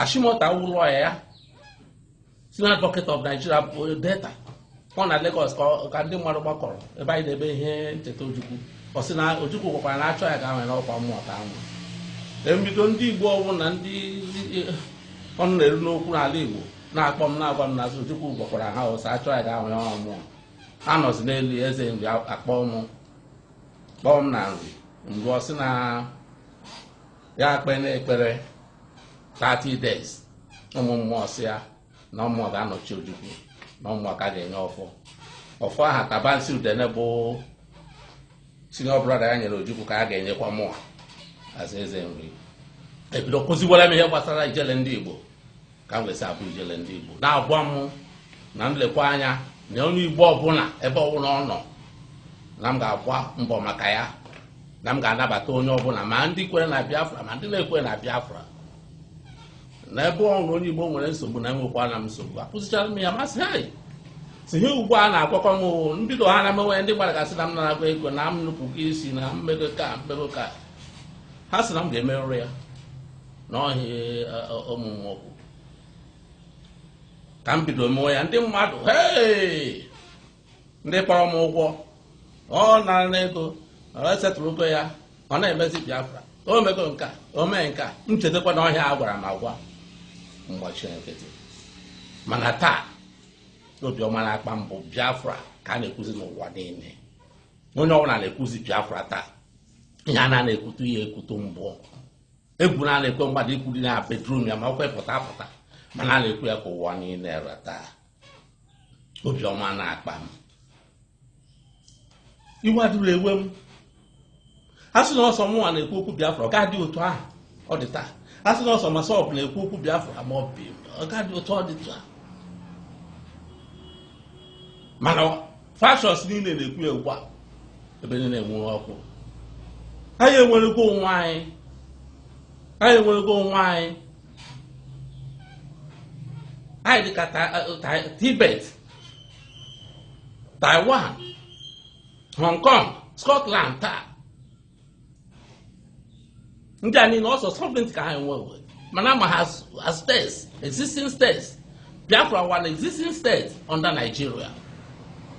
So onye ọbụla ga na-enwe aṅụrị ha na-achọzi for sovereignty. Onye ọbụla bụ onye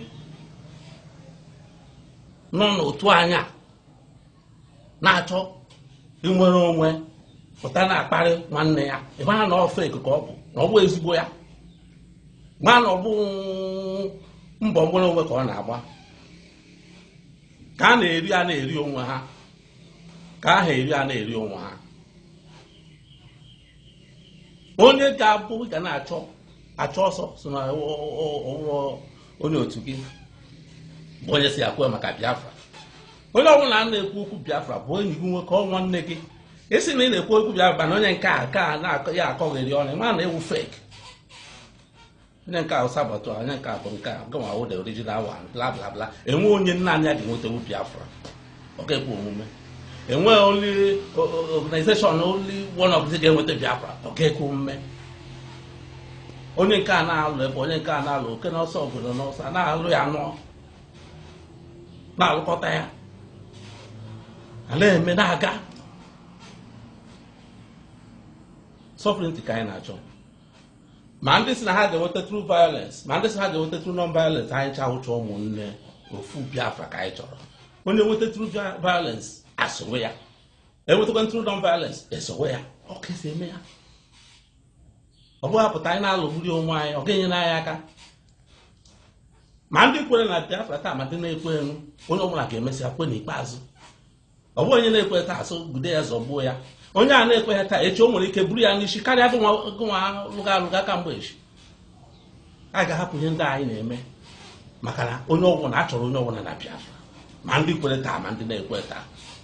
Unu lee na Baịbụl Sọl ekwebu na ihe a na-ekwu mana oge o kwere ọ lụrụ ọgụ Christianity karịa most of the disciples. Otu a ka ọ dị. So anyị ekwere taa na onye nke awụ onye nke ekwe na ha na-eme ka asị weta aka egbuo ọ ga-ekwe omume ọhịa jọrọ njọ. Onye ọbụla nọ na strọgụl a bụ nwanne m na-ekele onye ọbụla bụ onye Biafra na-alụ ọkụ Biafra ebe ọbụla ọ nọ ọlụ over the world si unu nwa aka ndewo na ekele m unu jisi n'ike mgbe na-adịghị anya ọṅụ ga-abụ nke anyị. Chineke ga-agọzi ihe anyị na-emesa